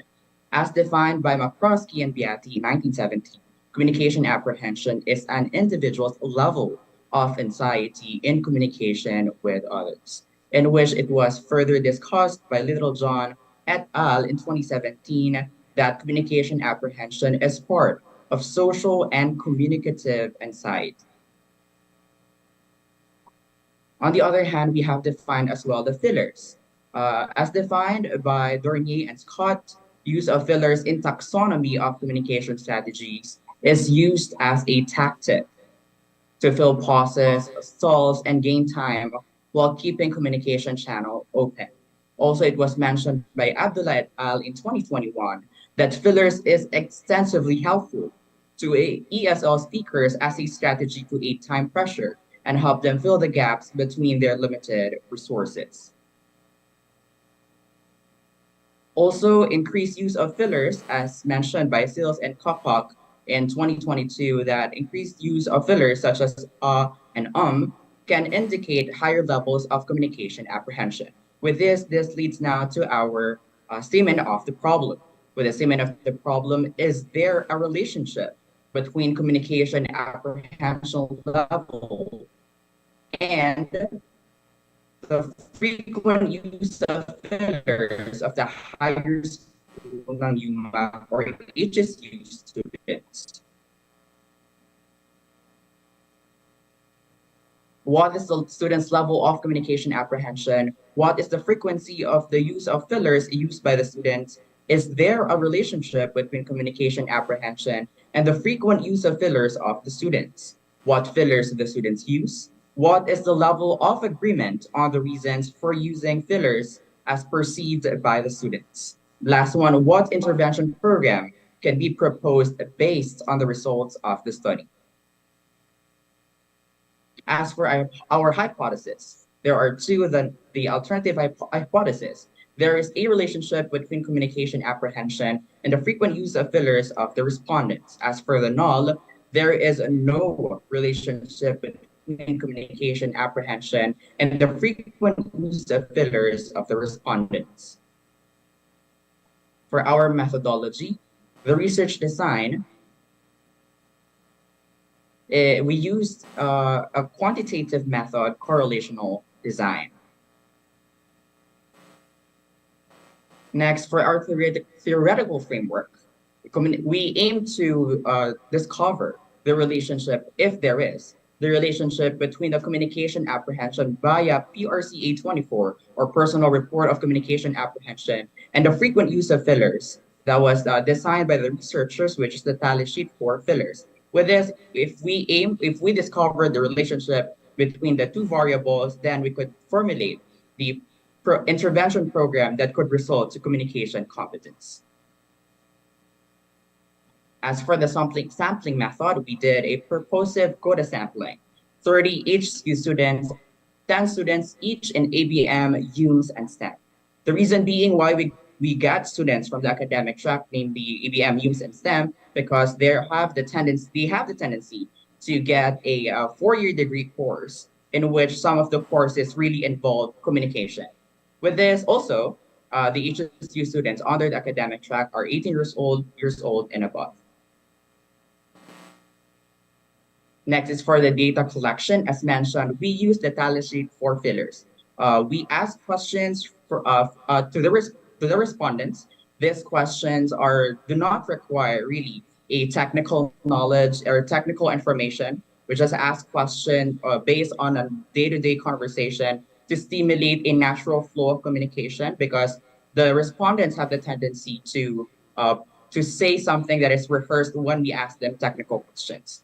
Next one is the PRCA 24 questionnaire, as developed by Bernier and Scott, the personal report of communication apprehension. This is a standardized. With this, those questions, the questionnaire, this is a report of the respondents based on their experience in terms of dwelling into different aspects of communication, maybe public speaking or group discussion. As for the Likert scale questionnaire, this is a the researchers formulated this as to average or to seek for reasons why the respondents use fillers. Next slide, please. For the data analysis, we did the correlational analysis via Pearson-I correlation coefficient that undergone as PSS. For the adequate consideration, there's no need to explain. There's no risks and inconvenience to the participants. Now, needless to say, we have respected their privacy and those information that they have provided. As for the results and discussion, based on a table, the level of communication apprehension with a mean of 69.1, and the interpretation is average communication apprehension. As for the frequency of fillers, the result is 13.1, which is interpreted as often, meaning to say that the students have an average level of communication apprehension and they use fillers often. With this, the p-value, which is 0.782, is bigger than our R, which is 0.05. Next slide.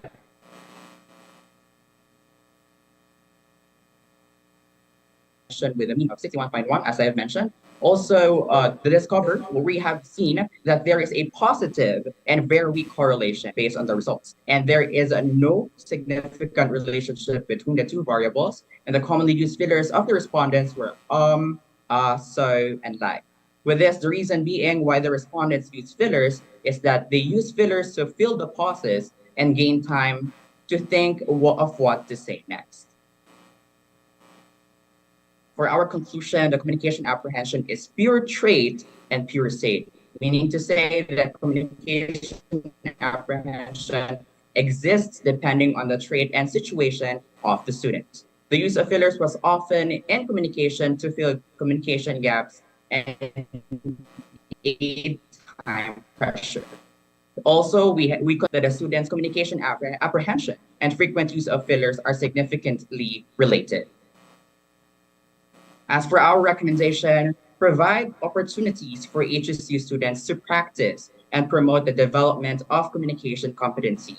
May it be related to public speaking, group discussion, or one-on-one conversation.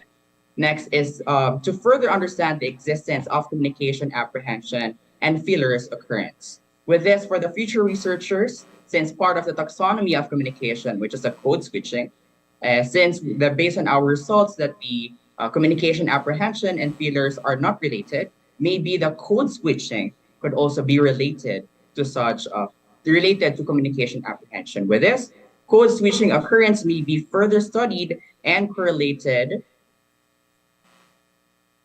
Sorry for that. Again, code switching occurrence may be further studied and correlated with communication apprehension for future research studies. Thank you so much. All right. Thank you so much to our first group of presenters. Thank you, Mr. Dexter Apinado. So let's proceed to our second paper that will be presented by another group of students from the College of Arts and Letters.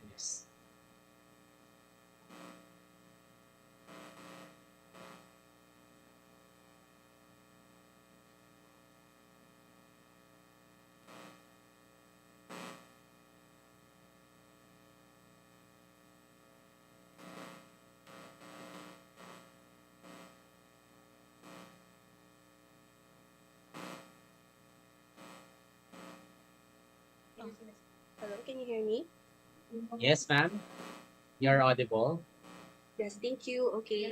So, good afternoon, everyone. I'll be presenting our research study entitled The Readiness of a Higher Education Institution in Offering Sign Language as an Elective Course.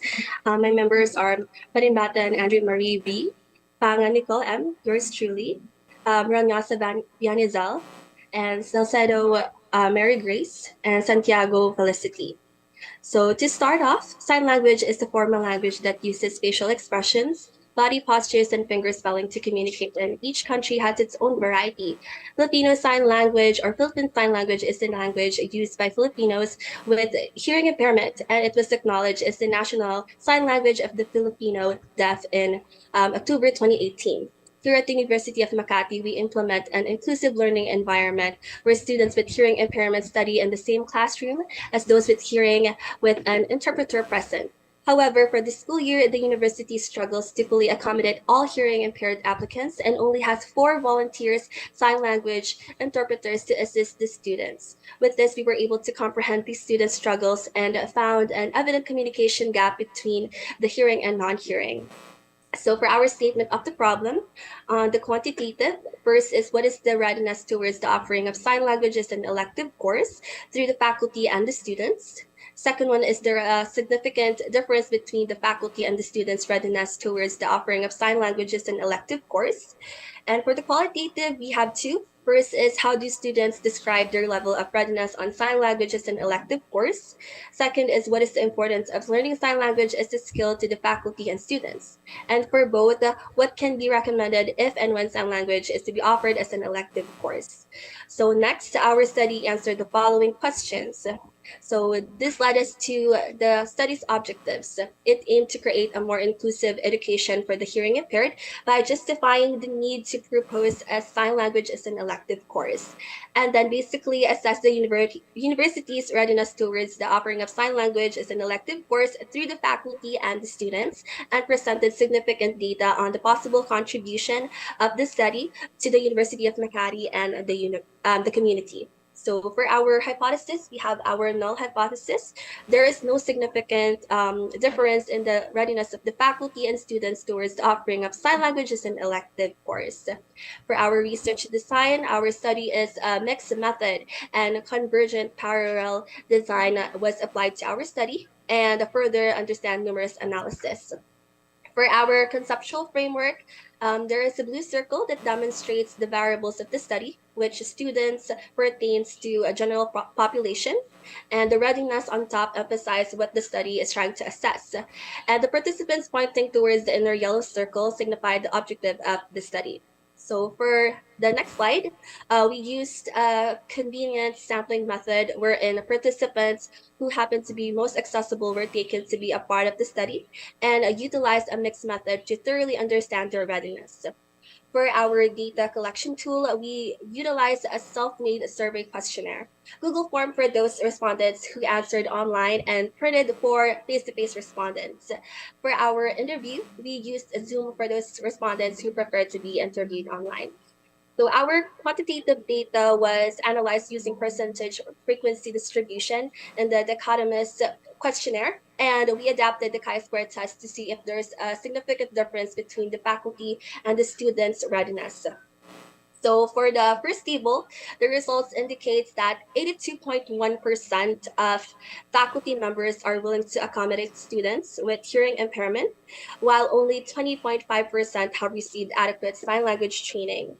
According to a study from Tintin University, the study emphasizes the importance of accommodating students with disabilities and especially hearing impairments. So ensure their academic success and create an inclusive environment.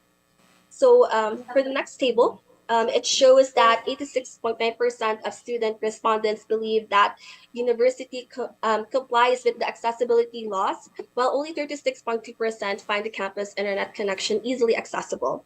So the accessibility law targets physical and communication barriers for people with hearing disabilities. So sign language as an elective course is a crucial for effective communication.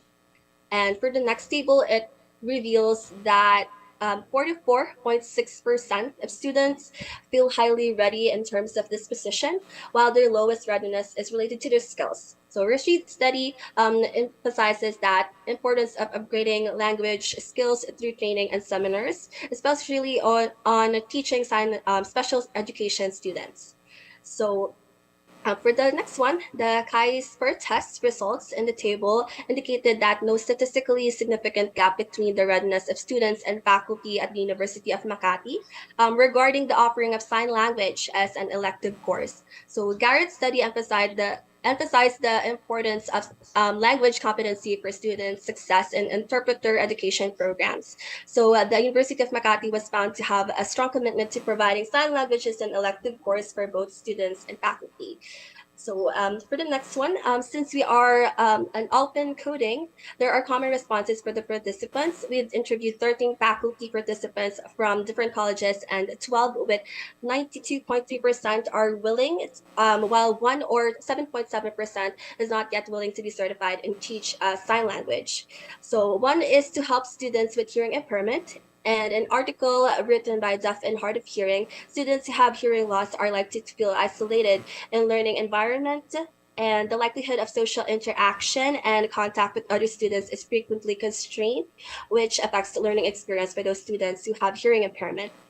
And for the students, moving on to our 39 interviewed student participants, when asked if sign language would be implemented as an elective course, nearly all respondents affirmatively with 35 or 89.7%, while there were only 4 or 10.3% of students who were not yet ready for the reason of a schedule and unit conflict, and the belief that it is not useful for their college course. So now for those who said yes, here are the common reasons as to why. The most common one is inclusivity and diversity. This could be backed up by a study by Khalifa in 2021, stating that learning sign language breaks down communication and language barriers, which can offer diversity for both students with or without hearing impairments. And here we can proceed to our conclusion. So the first one is offering sign language as an elective course, has numerous benefits for the student and faculty. So such as career advancement and personal advantage, inclusivity and diversity, communication awareness for possible future encounters for students with hearing impairment. And almost all students and faculty participants expressed their willingness to take sign language, and the majority of the students and faculty participants stated that to promote engagement, knowledge, and awareness, the university shall provide adequate training and seminars about sign language. Most of the students responded perceived that the university was ready to offer sign language as an elective course. And lastly, based on the chi-SPER test, it was found that there were no significant difference on the faculty and the students, with 61.2% positive response for the faculty and 64% from the students. So for our recommendations, this would help in being more ready and taking sign language as an elective course. For this could also raise engagement, awareness, and general knowledge. So for the university is to show more support for sign language trainings and seminar to reach wide range of participants, do a curriculum review and evaluation in order to realign the subjects, And for future researchers, it's to conduct a study with the focus on administration and staff, and go beyond and offering sign language as an elective course, and to include the population of students with hearing impairment. So this is to further see the in-depth or the whole readiness of the university in offering sign language. So programs in line with hospitality management, healthcare, sciences, finances, education, and law would be a great target participant in the next studies, and the researchers would like to suggest requiring sign language as an elective course. Instead, if future researchers would choose to aforementioned programs as participants. So this is to have a more inside look on the perspective of the hearing impaired. So I think that is all. Thank you so much. And here are our references. All right, thank you so much, Ms. Nicole Empangan. So we will now be proceeding to our third paper that will be presented again by another set of students from the College of Arts and Letters.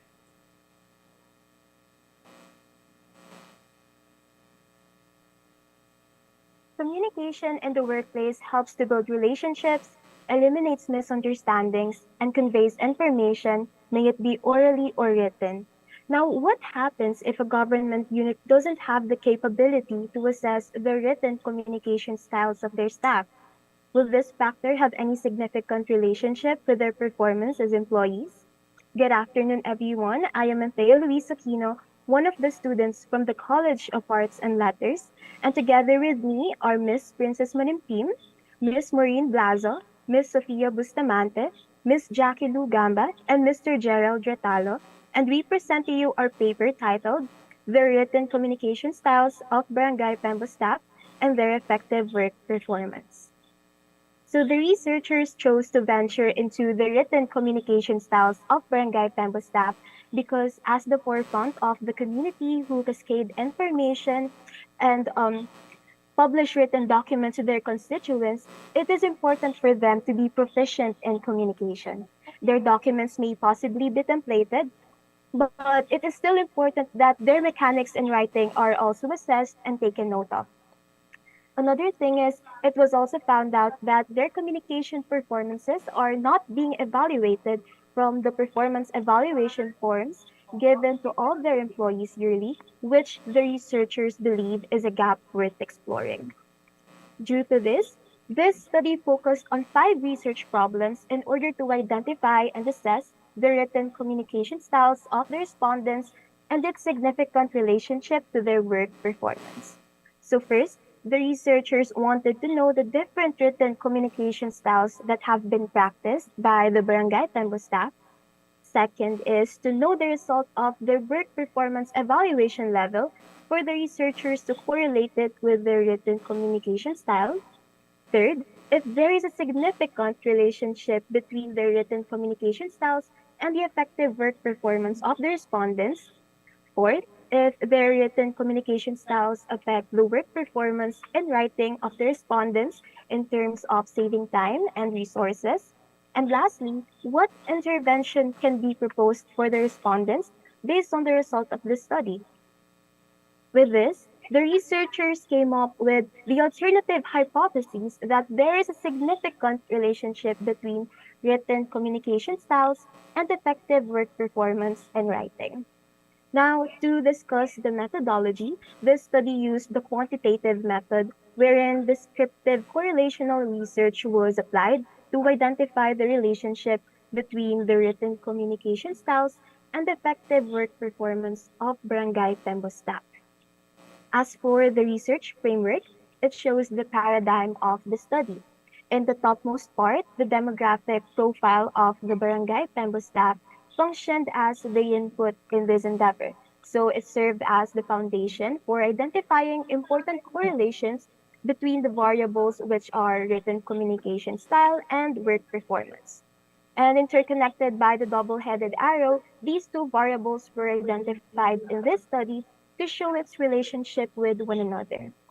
Lastly, the written communication workshop as the intervention program at the bottom connected with an arrow from the 2 variables signifies that it relied upon the results and from the data collected, analyzed, and interpreted. In sampling methodology, total population sampling method was used, wherein 41 respondents out of 200 registered employees of Barangay Pembo were utilized. So these 41 respondents are solely involved in written activities such as formulating documents and producing publications. So as for data collections, a three-part survey questionnaire was used, and this was validated by the chosen validators in profession. So this three-part includes their demographic profile and 30 questions that were divided into two categories of the main variables. So this is also done through Likert scale checklist to measure the response of the respondents in numerical form. And the answers from the respondents underwent SPSS and were interpreted and analyzed using the Spearman correlation coefficient to determine whether the two variables have significant relationship with each other. So to also ensure that this study has undergone ethical considerations, a permit letter to conduct the study was sent and granted by Barangay Pembo. So this was sent to and granted by Barangay Pembo authorities. And additionally, a data privacy consent was given to each respondent and were asked to sign to express their willingness to participate in the study. So they were also assured that their identities and answers were confidential to protect their privacy. So now for the results and discussion. The tables show here the correlation result of the variables from the year 2020 and 2021. So the data gathered shows the following. First, the respondents practice various styles such as analytical, intuitive, functional, and personal. So to support this, their knowledge about writing conventions was checked, and which shows that they have a high awareness of capitalization, punctuation, grammar, spelling, and sentence structure. And second, the performance evaluation provided by their organization shows that their performance level varies from fair to very good. And lastly, the correlation between the variables for respective years shows different results. So in 2020, it shows a negative weak correlation of negative 0.130 and the p-value of 0.419.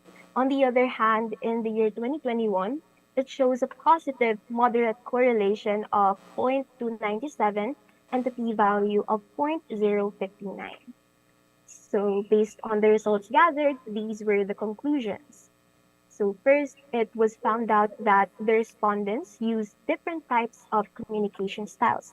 However, these are not always used appropriately in their written works, which may lead to communication gaps and ineffective ways of conveying information.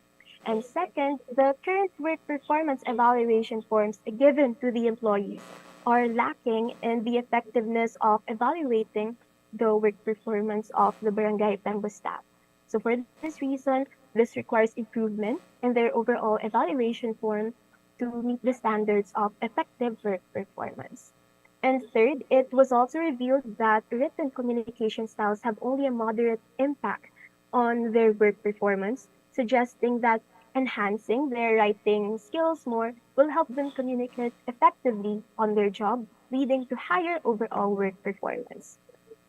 And lastly, it was also discovered that utilizing written communication styles can contribute to more effective workplace communication and better overall work performance. So to support what has been concluded, these are the recommendations based on the findings.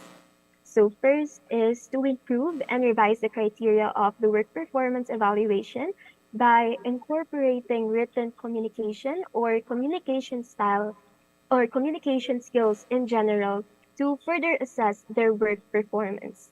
Second is to also apply this topic to various professions with sufficient sample for them to further investigate this aspect in other groups such as journalists, peer practitioners, educators, communication officers, or other professions that use writing.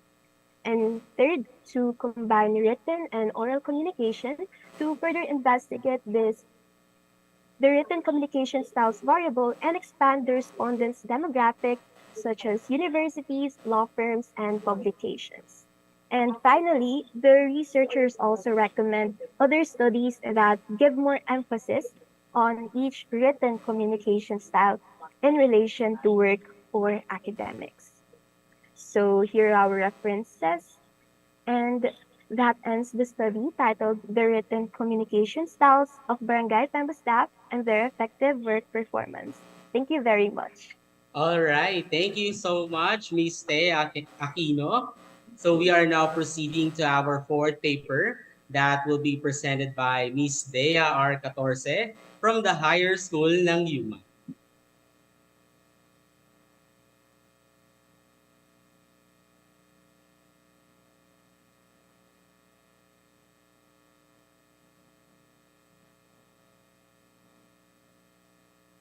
Good afternoon, everyone.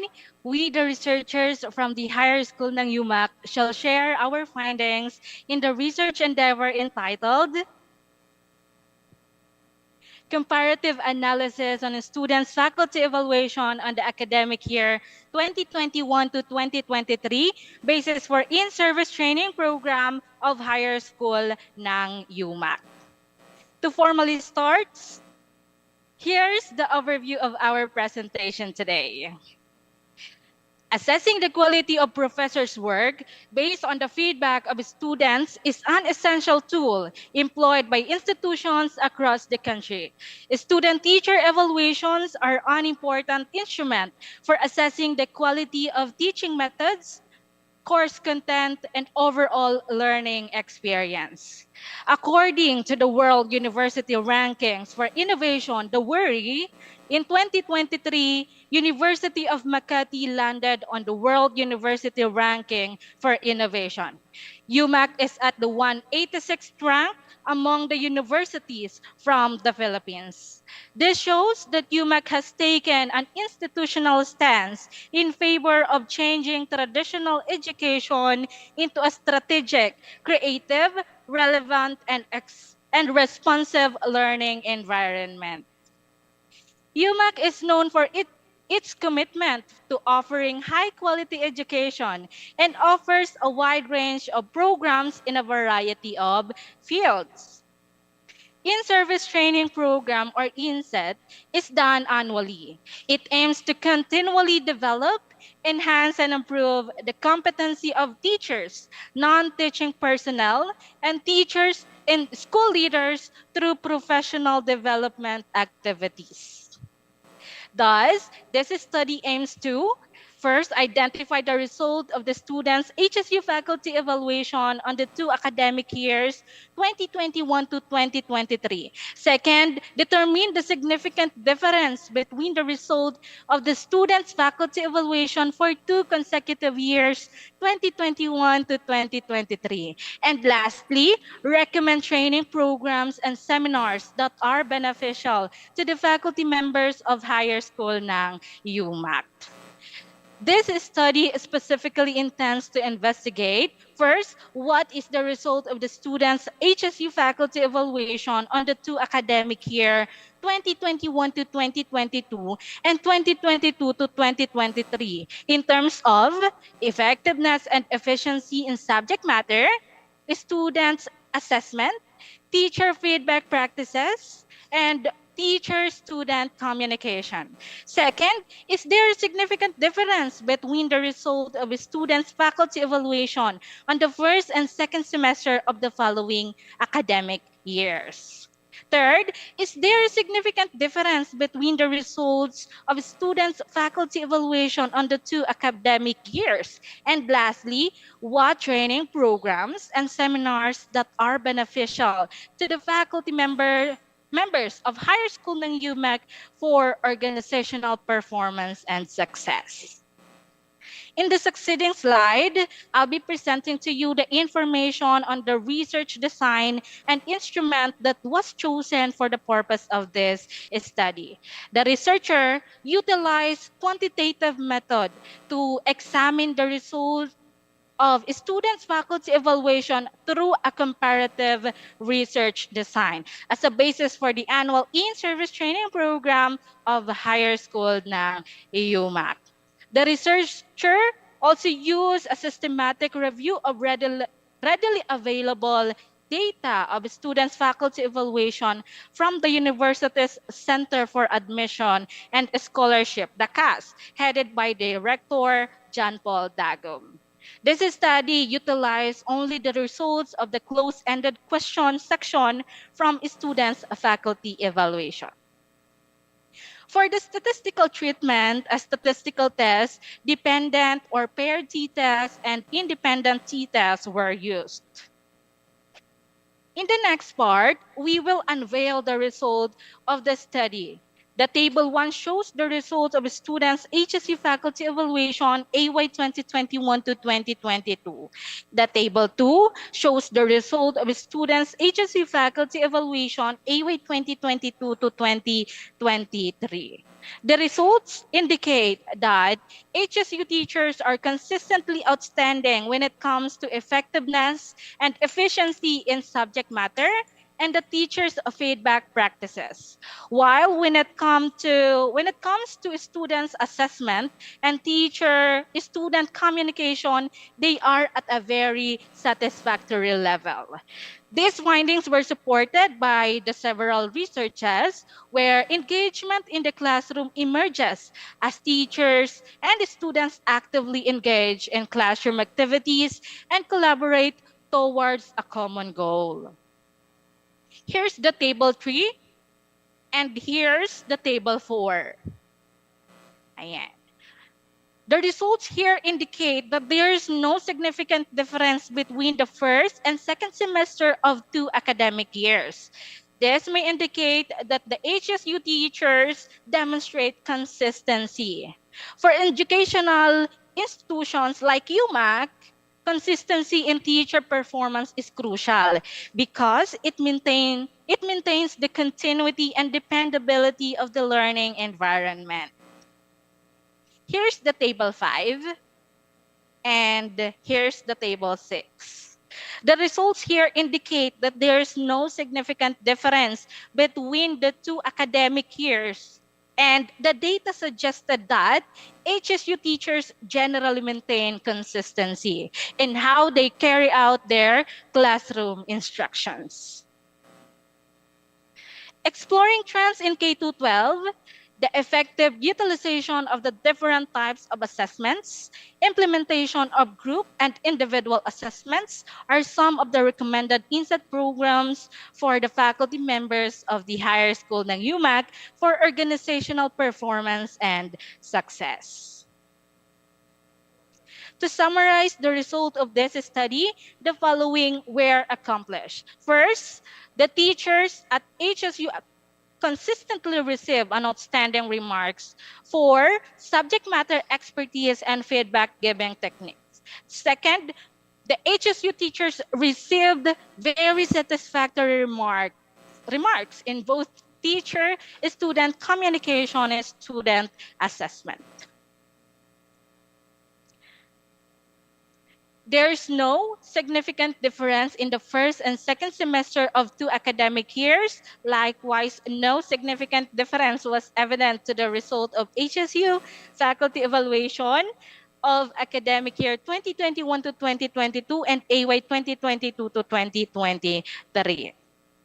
The recommended inset program that are beneficial to the faculty members should center on the improvement and innovation on the students' assessment strategies and how the teacher effectively communicates with the students. Based on the results, these are the following recommendations. First, explore strategies to increase student involvement and motivation. Second, recognize and support teachers by providing more professional development programs like INSET. And third, conduct a parallel study focusing on the students' verbatim remarks and using HSU students' faculty evaluation, highlighting each department or subject area. And lastly, enriching the faculty evaluation forms and rationally utilizing the result during the professional development programs and training. Okay, so thank you for listening, and this concludes my presentation today on the research entitled Comparative Analysis on a Student's Faculty Evaluation on the Academic Year 2021 to 2023, basis for in-service training program of higher school ng UMak. All right. Thank you so much, Miss Dea 14. Now we are down with our last presenter. We have Miss Angelica Pavilian from the Higher School ng UMak.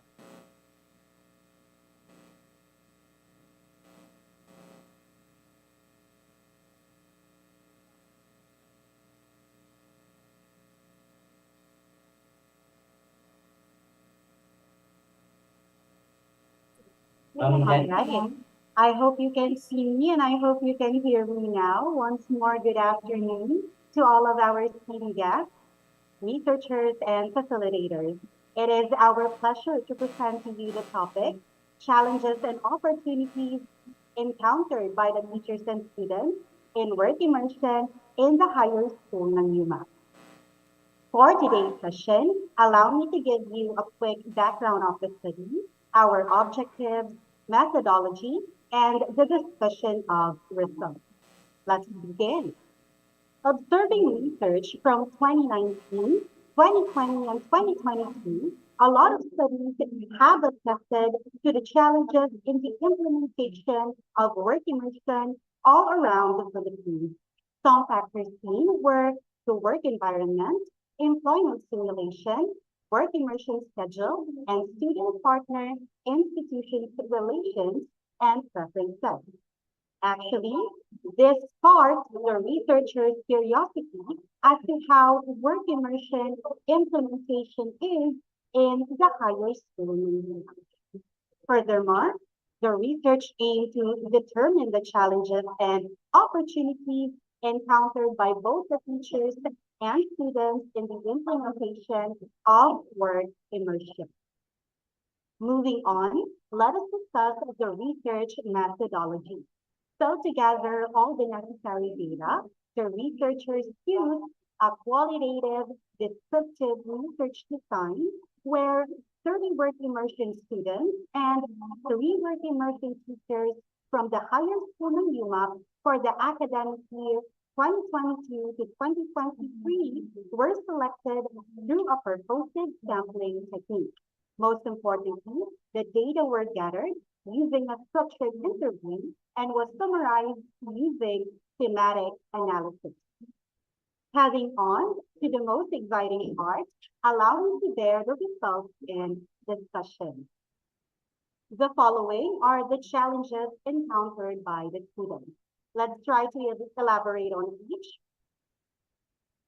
The research found out that in terms of work environment, the student respondents encountered the following challenges: time allotment for task completion, unfamiliarity with the work culture and workplace location, communication challenges, and workstation designation. In terms of employment simulation, the research was able to sort out the following challenges: financial constraints, mismatch of work immersion to student strand, miscommunication with partner industries, job familiarity, and lack of knowledge in the use of work tools.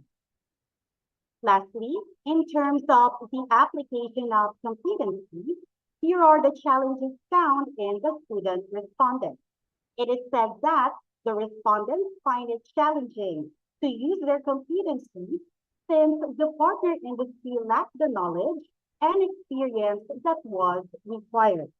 Also, it was difficult to complete the task provided to them because they were unfamiliar with the instruments and equipment used at work, and that the assignment was not pertinent to or appropriate to their time. On the brighter side, here are the opportunities realized by the students. In terms of work environment, the students realize that there are chances to practice and improve important life skills like teamwork, adaptability, socialization, cultural sensitivity, and self-worth while getting to know their potential employers. The respondents also stated that they were able to gain knowledge from specialists and were able to forge connections for potential job opportunities. In terms of opportunities encountered by students in employment simulation, the respondents were said to have the chance to develop their talents through the experiences they have at work. The respondents also claimed that it helps them with their career planning and may result in a job offer down the road. Also, the student respondents concurred that they get to familiarize themselves with their prospective job through work immersion. In continuation with the opportunities encountered by the student respondents in terms of application of competencies, they had concluded that work immersion was able to improve their life skills and competencies, which is the biggest opportunity they had benefited from the course. Lastly, they had a chance to learn and acquire the skills they need for future employment. As to they had reported as well that they had received professional criticism and mentoring.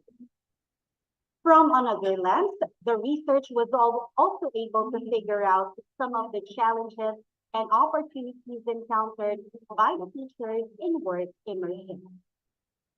The teacher respondents concluded that both internal and external variables, such as time limits, cost, distance from partner institutions, imbalanced workloads, and weather contribute to the difficulties they face, as well as the difficulty in developing supervision schedules and the lack of collaboration and communication. In terms of coordination with partner institutions, the teacher respondents found that they encountered issues with adequate scheduling, communication and teamwork, distance, and delayed response to concerns and issues. While in terms of coordination or opportunities encountered by teachers in supervising work immersion, the respondents concluded that they saw a lot of potential in a new setting, which denotes possible job opportunities. In terms of coordination with partner institutions, the respondents concluded that they had a chance to establish networks and contacts with partner institutions, which will be very advantageous for the upcoming collaboration. With all of the results, here are the researchers' conclusions. The research was able to show that the work environment, employment simulation, and application of competencies are great moving factors in the student's end with regard to their involvement in work immersion. On the other hand, supervision and coordination with partner institutions should be realized by the teachers and facilitators for the seamless implementation of work immersion. For the recommendations, the researchers collated the suggestions from the student respondents. Here are the following. First is the consistent supervision of work immersion teachers to their students should be promoted. Second, there should be a reasonable time allotted for the students to prepare all the requirements to be submitted before and after deployment. Third, there must be an assessment to the proper matching of strengths and goals of the company. Fourth, proper orientation before deployment and post-evaluation after work immersion must be conducted. Lastly, there is a need for proper coordination between the school and partner institutions. Moreover, the teacher respondent suggested the following with regards to the seamless flow of work immersion in the higher school ng UMak. First, HSU must have a pool of partner institutions to increase the opportunities for student deployment. Second, HSU should provide guidelines regarding the submission of requirements following student deployment. Third, the need for the revision of current policies, which would result in the creation of an action plan. Lastly, collaboration between the two parties must be obvious to deploy students based on strengths and ensure that they possess the necessary competencies. For everybody's awareness, here are the researchers' references. And if there is anything this study has taught us, it is the value of collaboration. As the saying goes, great things in business are never done by one person. They are done by a team of people. While it is true that with good mentors come good mentees, we should always seek to collaborate and work in teams for we can be sure of greater results when we try to work together. Once more, thank you for giving us this opportunity. I am Ms. Angelica D. Pavilion, along with my co-researchers, Mrs. Janet V. Reyes, Mr. Jim Carl Primo, and Mr. Ray De La Vega, always happy serving you. Thank you. All right. Thank you so much, Miss Angelica Pavilion. All right, I think we are done with our last group. It was a highly informative presentation. So we are now done with all the groups for this category. Let's proceed to our open forum. And I would like to give some reminders for the smooth administration of our open forum, wherein I will serve as your moderator between the paper presenters and our audience participants. So let's now open the floor for any questions from our virtual audience. You may also type in your questions in our chat box. So earlier, we have a question from Sir Odimor Pilayo. This is actually for Group 2. Group 2, are you there? Yes, sir. All right, so here's the question.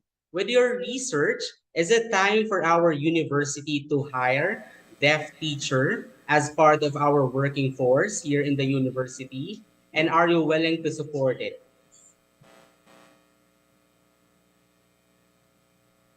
Thank you for that wonderful question.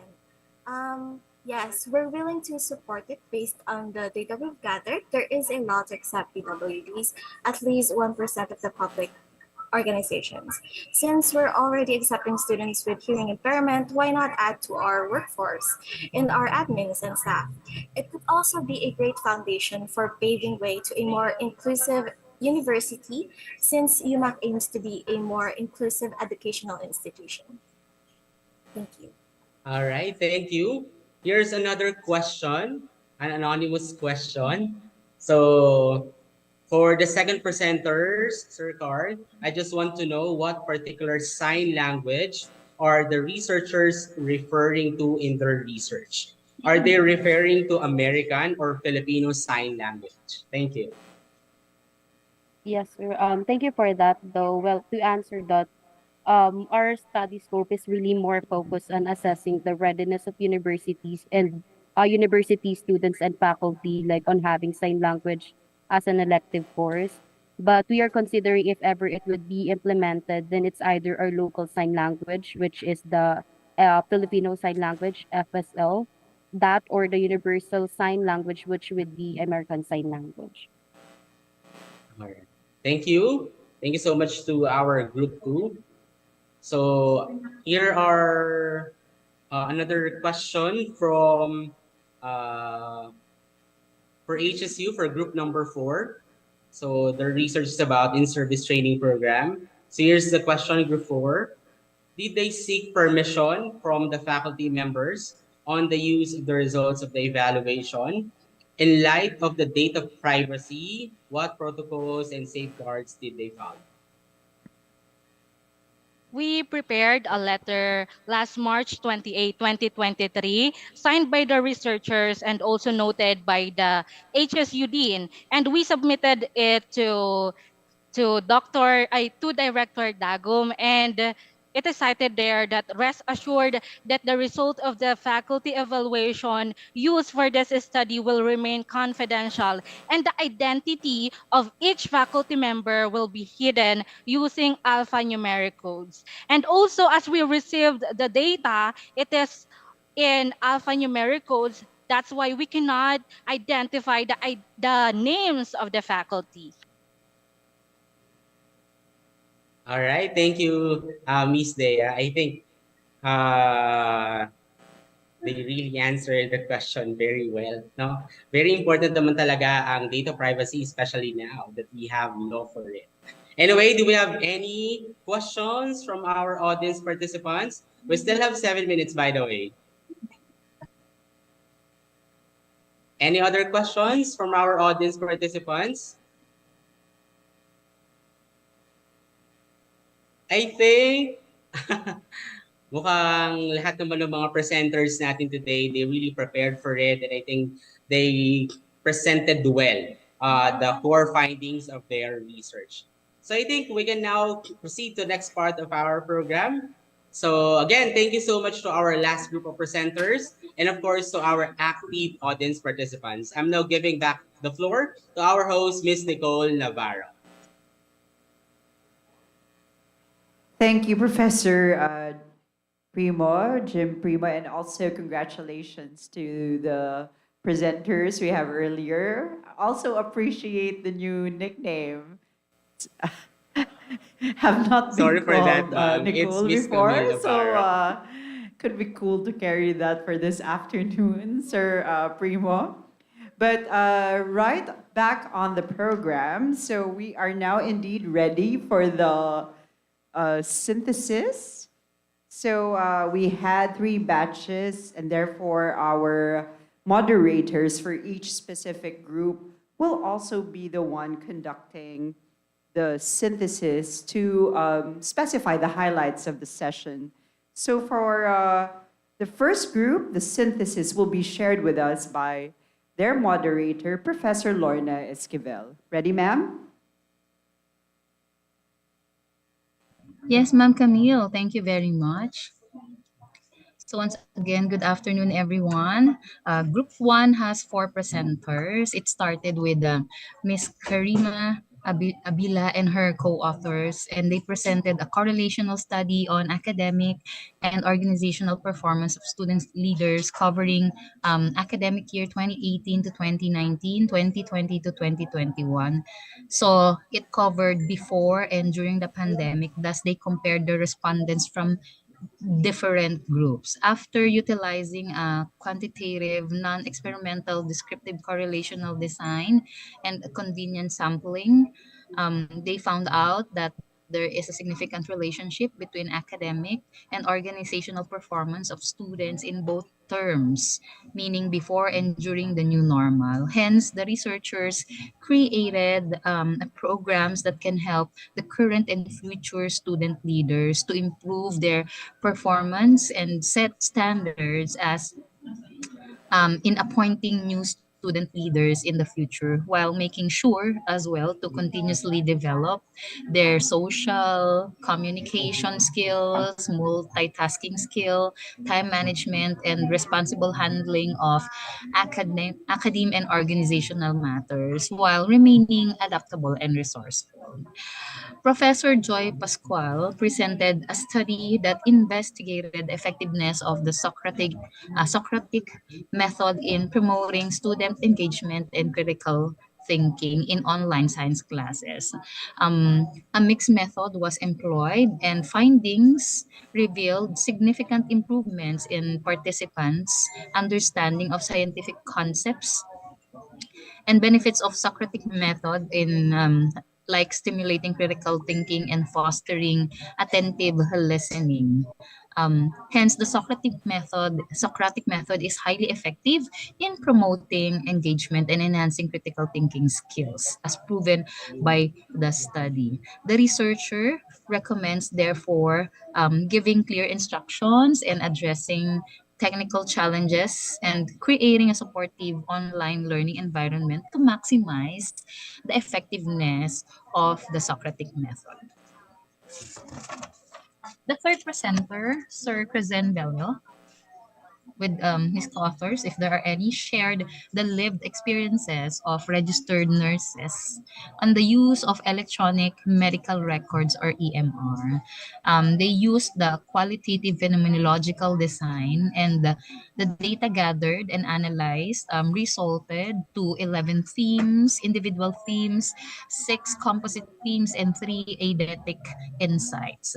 It denotes that the electronic medical records or EMR system offers a more positive impacts on the nursing profession, especially in providing patient-centered care. The study also uncovered negative impacts on the discrepancies in how EMR were used, leading nurses to formulating recommendations that fits to meet the needs and circumstances within the healthcare setting, like the tech care revitalizing and elevating care with technology programs. The last group presenter, led by Ms. Aguilion, shared the mental health strategies in online learning of physical science with 19 key informants.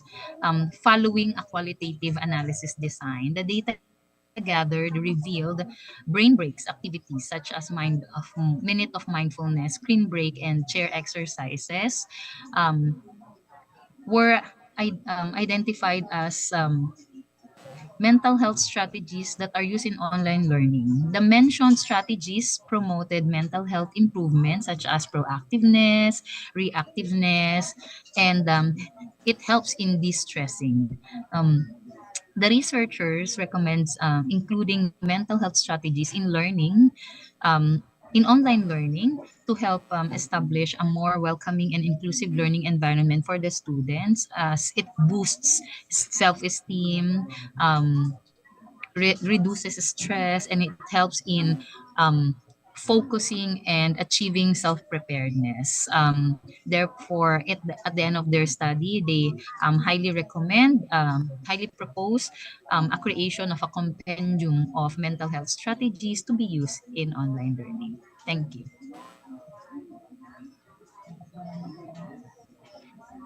Thank you, Professor Esquivel, for that comprehensive synthesis and for highlighting as well the key points of the first group's presentation. Proceeding now to the synthesis for group two this will be provided by Professor Shirley Amutan. Thank you, Ma'am Camille. At this juncture, we were able to listen to the 5 comprehensive topics, and I was able to prepare the synthesis for the relative discussion insights of our second set of presenters. The first presenter focused on the students from public secondary schools regarding how academic stress, health risks, and academic performance relate to each other, and were able to create an academic awareness program for the students. Stress, according to the researcher, is a feeling of strain. It can be beneficial, however, it may lead to stroke and mental illnesses, and students are not exempted from it. Academic stress is severe in Asian countries and leads to suicide and self-harming incidents when they fail. The majority of students go through a lot of stress. This may have a negative impact on their grades, relationships, happiness, and health. A psychological test was done, which was answered by the respondents. The results and discussions, respondents agree that pressure from the students is the result of their stress. There was a correlation between the academic stress and anxiety. One of the recommendations is to provide activity that could lessen the academic stress of the students. For the second presentation, it talks about how Generation C's buying behavior is influenced by online content creators. These youngsters are already perfectly able to consume and buy and know what's even more important for businesses. The study focused on impulsive buying, average spending, analytical, and expressive, its advantages and disadvantages. For the results and discussion, the Gen Z's buying behavior is highly affected by the online content creator. Credibility got the highest result among other factors. In conclusion, Gen Zs prefer to buy from socially and environmentally conscious brands that are promoted by influencers with similar values, and Gen Zs will only buy products based on its authenticity and credibility. For the third presenter, discuss the impact of the work from home setup on the service quality standards of customer service company. It aims to analyze how work from home setup affects the service quality of customer service company and the factors related to it. For the results, working from home is effective nowadays because it is time saving. However, it has a psychological and physical effect. One of the recommendations is to allow employees to do multitasking and be more productive. For the conclusion, both agents and managements have positive feedback on the work from home setup.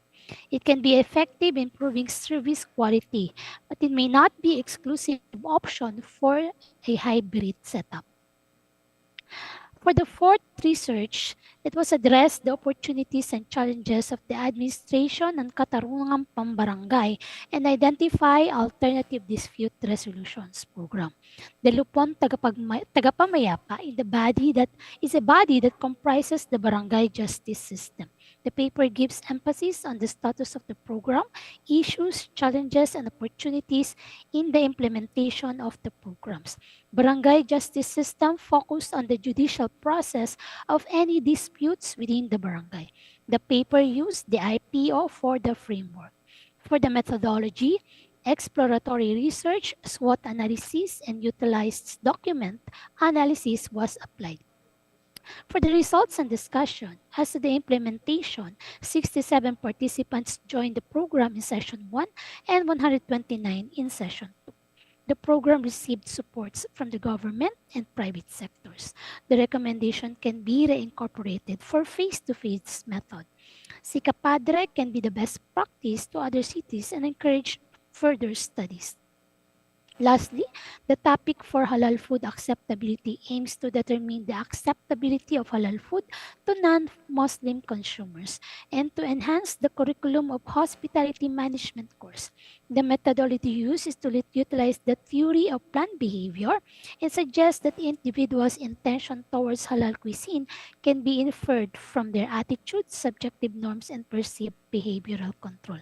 As a result, the halal food was highly acceptable in terms of respondents' attitudes and acceptable in terms of subjective norms and perceived behavioral controls. Recommendations were addressed to the city government, the academe, and stakeholders. In conclusion, halal food is not solely for Muslim, but it is a method of healthy eating, a sanitary helpful option signifying boost demand for halal-oriented foods. That ends the synthesis of the paper presented by Group 2. I would like to thank the organizers, congratulate my co-presenters for this session who extended their best effort in clearly discussing their papers. Indeed, we all did a great job. Thank you. Thank you as well, Professor Shirley, for also identifying the key points for the second group's presentation, yours included, of course. Before I proceed with the third group's synthesis, Professor Jim Primo, there is a follow-up question also forwarded to me based on the initial answer. My apologies if I checked my phone rather late and therefore I did not get to type it in during the actual Q&A. But still, since there's still time, I can see there we have 10 minutes still on the clock. Would it still be okay for the team for the HSU in service training to also provide an answer? Sure, ma'am. And would you also be amenable, of course, prior to your synthesis? Okay, ma'am. It's okay. Thank you, Professor Primo. But are they still online as well? Yes, ma'am. Thank you, thank you. So just for the benefit of everyone, the first question was what safeguards and protocols did they consider for the study in order to ensure data privacy and in light, of course, of the data privacy policies. And they did answer that they actually sent a letter to the admissions director, which is Dr. Dagum. And then what I failed to see right away is the follow-up question. And if you may allow me to read, sorry, I think it's in the chat box, but basically the question reads as, was it enough that the letter was just forwarded to Dr. Dagum? As the data was about the faculty, was the faculty also advised about the letter and that personal information would be gathered about them?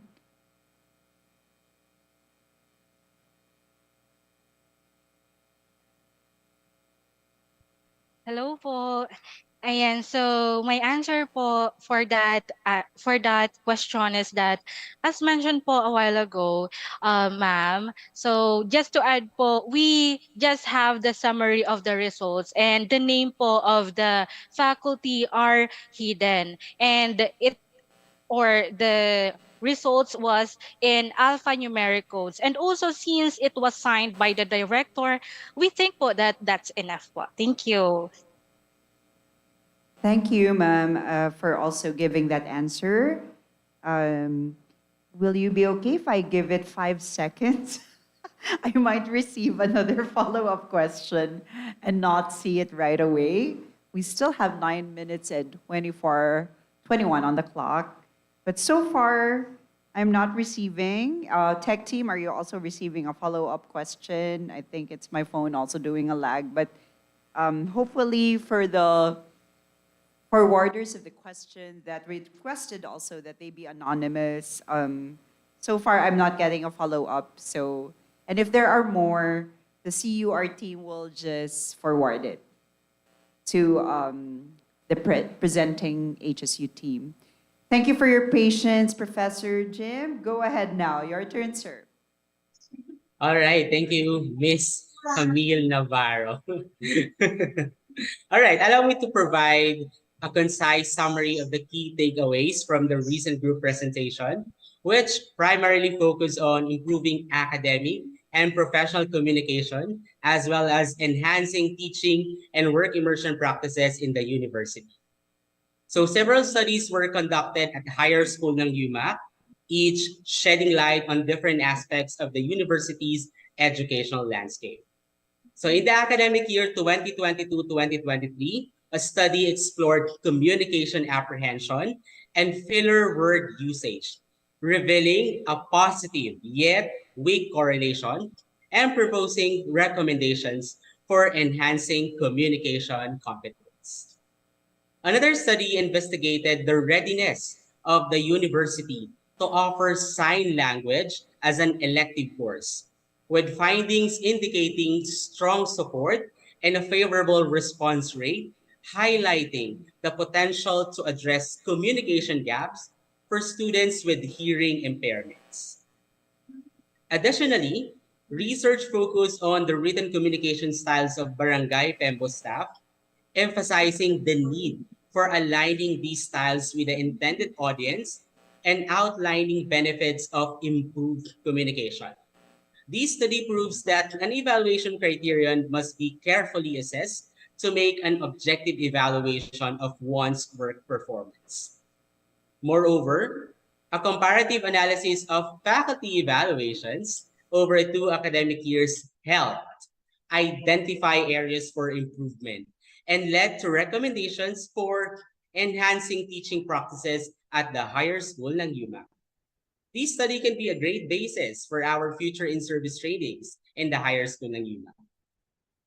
And lastly, a study on work immersion uncovered challenges related to supervision and responses from partner institutions, but also highlighted opportunities for community partnerships and improved immersion venues, emphasizing the importance of following guidelines for smoother implementation of work immersion.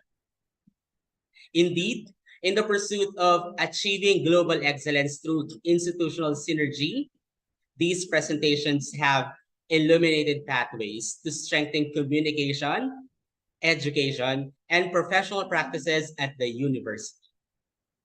Let's embark on these journeys as we continue to aim better, building a brighter future for all stakeholders, and collectively elevate the institution to global standards of excellence. Once again, I'm Mr. Jim Carl J. Primo, and allow me to use this platform to thank the CUR for this opportunity to become one of your session moderators. And now I'm giving back to the floor to our host, Miss Camille Navarro. Thank you.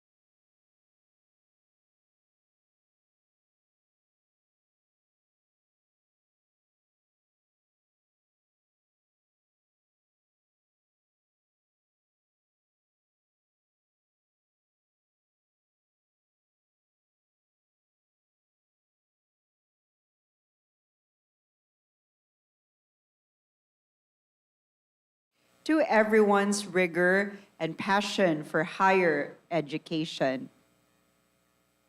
On behalf of the Center for University Research,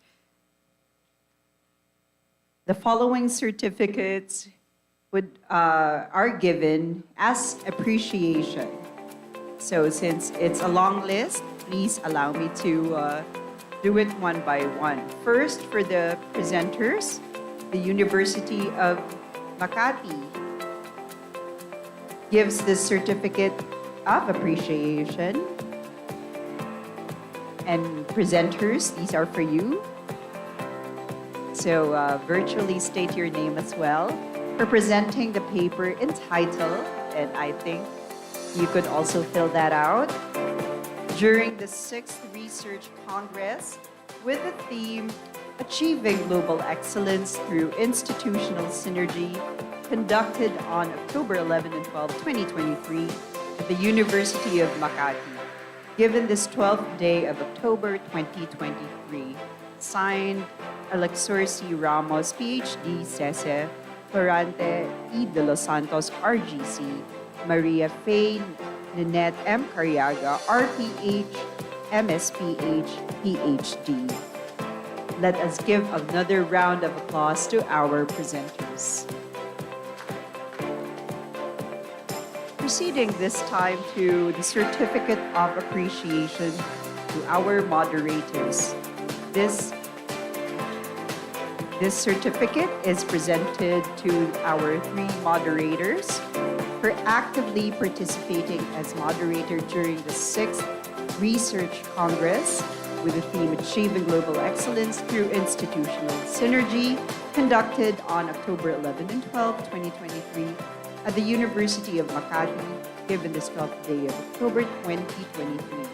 Signed, Alexor C. Ramos, PhD, CESE, Florante E. de los Santos, RGC, Maria Faye Ninette M. Cariaga, RPH, MSPH, PhD. Thanking once again Professors Lorna, Shirley, and Professor Jim Primo. Let's give them a big round of applause.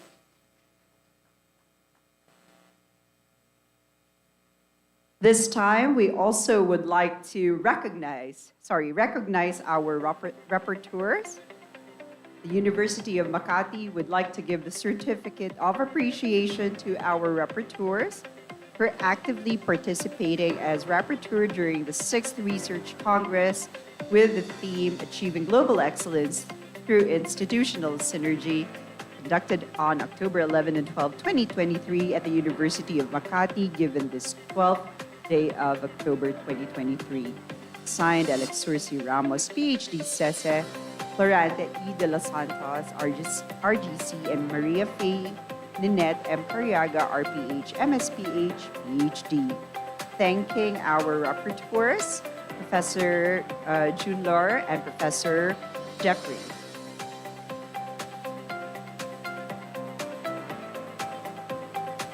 This time, we also would like to recognize our production team. People behind the scenes, you guys know who you are. Raise your hands if you know that's you. So the University of Makati would also like to give the Certificate of Appreciation to our production team for their commitment in excellent audiovisual production during the sixth Research Congress with the theme Achieving Global Excellence through Institutional Synergy, conducted on October 11 and 12, 2023 at the University of Makati. Given this 12th day of October, attendance, and this is presented to all you participants and attendees. State your name. You guys know who you are. We're attending the 6th Research Congress with the theme Achieving Global Excellence through Institutional Synergy, conducted on October 11 and 12, 2023 at the University of Makati, given this 12th day of October, 2023. Signed, Alexursi Ramos, PhD, CESE, Florante E. de los Santos, RGC, and Maria Faye Ninette M. Cariaga, RPH, MSPH, PhD. Once again, let's give a big round of applause for our participants. Tap on your shoulder for upping your research game. Congratulations to all of you. Right, so did I miss anyone? So I'm tapping myself also on the shoulder for attending. So, okay, so they're pretty persistent that I also award this certificate to myself. I'm not sure why, but sorry, please indulge the CUR team. So this certificate is presented to me for actively participating as the Master of Ceremony during the 6th Research Congress, and with the theme Achieving Global Excellence through Institutional Synergy, and signed by our university leaders. Thank you very much. This is to the CUR team for also inviting me. Honored to be invited. And as Professor De Los Santos would say, it's my panata already to the CUR team. All right, so thanking everyone again for staying tuned. We still are a strong 137 participants online. Several of you are still here in the mini theater, and I would have to say there were students from Cal who were here all throughout the time that the presenters were doing their different presentations. So very nice of the students to also support their different colleges. Thank you all for doing that. Also the various professors who we saw for the past 2 days really come to the mini theater and listen to their students. Thank you all very much for being here. And to conclude this year's University Research Congress with the hashtag UMak RC 2023, let us welcome the University of Makati's Vice President for Administration, Attorney Jewel T. Bulos. Now.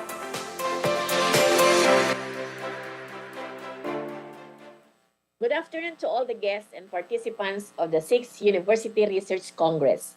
I would like to congratulate all the guest speakers, presenters, our committee, our staff, and Director Florante de los Santos of the Center for University Research under the leadership of the Vice President for Planning and Research, Maria Faye Ninette Cariaga, for another successful and worthy event.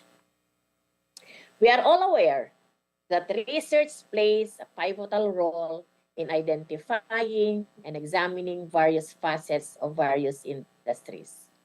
Just like the University of Makati, it collects information and pieces of evidence, records crucial details, and then uses the appropriate procedures to evaluate and interpret the findings. as it is a continual process to assess the efficacy and efficiency of a certain study. Doing so will allow us to obtain a better insight and knowledge of a particular issue. Research is important in our lives because it empowers us with new knowledge and trends. It helps us understand how things work, solves issues in our environment, and knows truth and proves lies. It is enigmatic as it can answer numerous issues in today's rapidly evolving world. At the last planning conference, I gave mind-setting remarks in which I presented a growth mindset tree. I gathered the offices under my cluster and asked them, what mindset must we have to change or improve our services to our clients, our employees, our students, and other stakeholders? Why did we choose the tree to represent a growth mindset? Simply because it needs collaboration, shared goals and vision, resource sharing, adaptability and flexibility, and a long-term commitment to bloom beautifully, aligned with the needs of its surroundings, just like how a higher education institution or other organization should be. We have been doing this Research Congress 6 years in a row, and I can see the passion in our teaching students and non-teaching staff towards making researches for the benefit of our beloved University of Makati.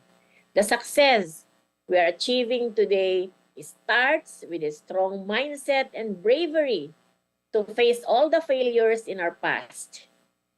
We were once called a baby in the realm of research, but we continuously thrive and prove to ourselves and to the whole world that we can. Through the support and passion of our employees, we have come a long way. Ika nga nila, malayo pa, pero malapit na. Maraming salamat po at mabuhay ang isang tagag. Thank you very much, Attorney Jewel D. Bulos, for ending that strongly, ending the 6th Research Congress strongly. And indeed, I think we would like to take the cue from one of your messages. Long-term commitment to bloom beautifully. And I think based on the past 2 days, we've really heard that, hey, when we do research, the rigor, the discipline would really also require long-term commitment. And the same goes for the growth mindset that VP Jewel was pertaining to. So congratulations once again to everyone who joined. And thank you once again, VP Jewel, for ending the Congress strongly. All right, so I think we've given our appreciation in order. Our thanks to everyone, to the synergy of all the different offices that provided help and assistance to make it possible. And of course, the Rimport, because if not for them, you won't be seeing this or you won't be able to present your presentations. Also, in line with VP Jewel, her kind office also allowed the use of the mini theater. So I would have to say that the CUR are the second users only of this beautiful mini theater, and requesting everyone to kindly leave it the way we entered it, as beautiful and as neat as we gathered. So there we go. Congratulations to everyone. Have a great afternoon. Ending and concluding the 6th Research Congress. Mabuhay po.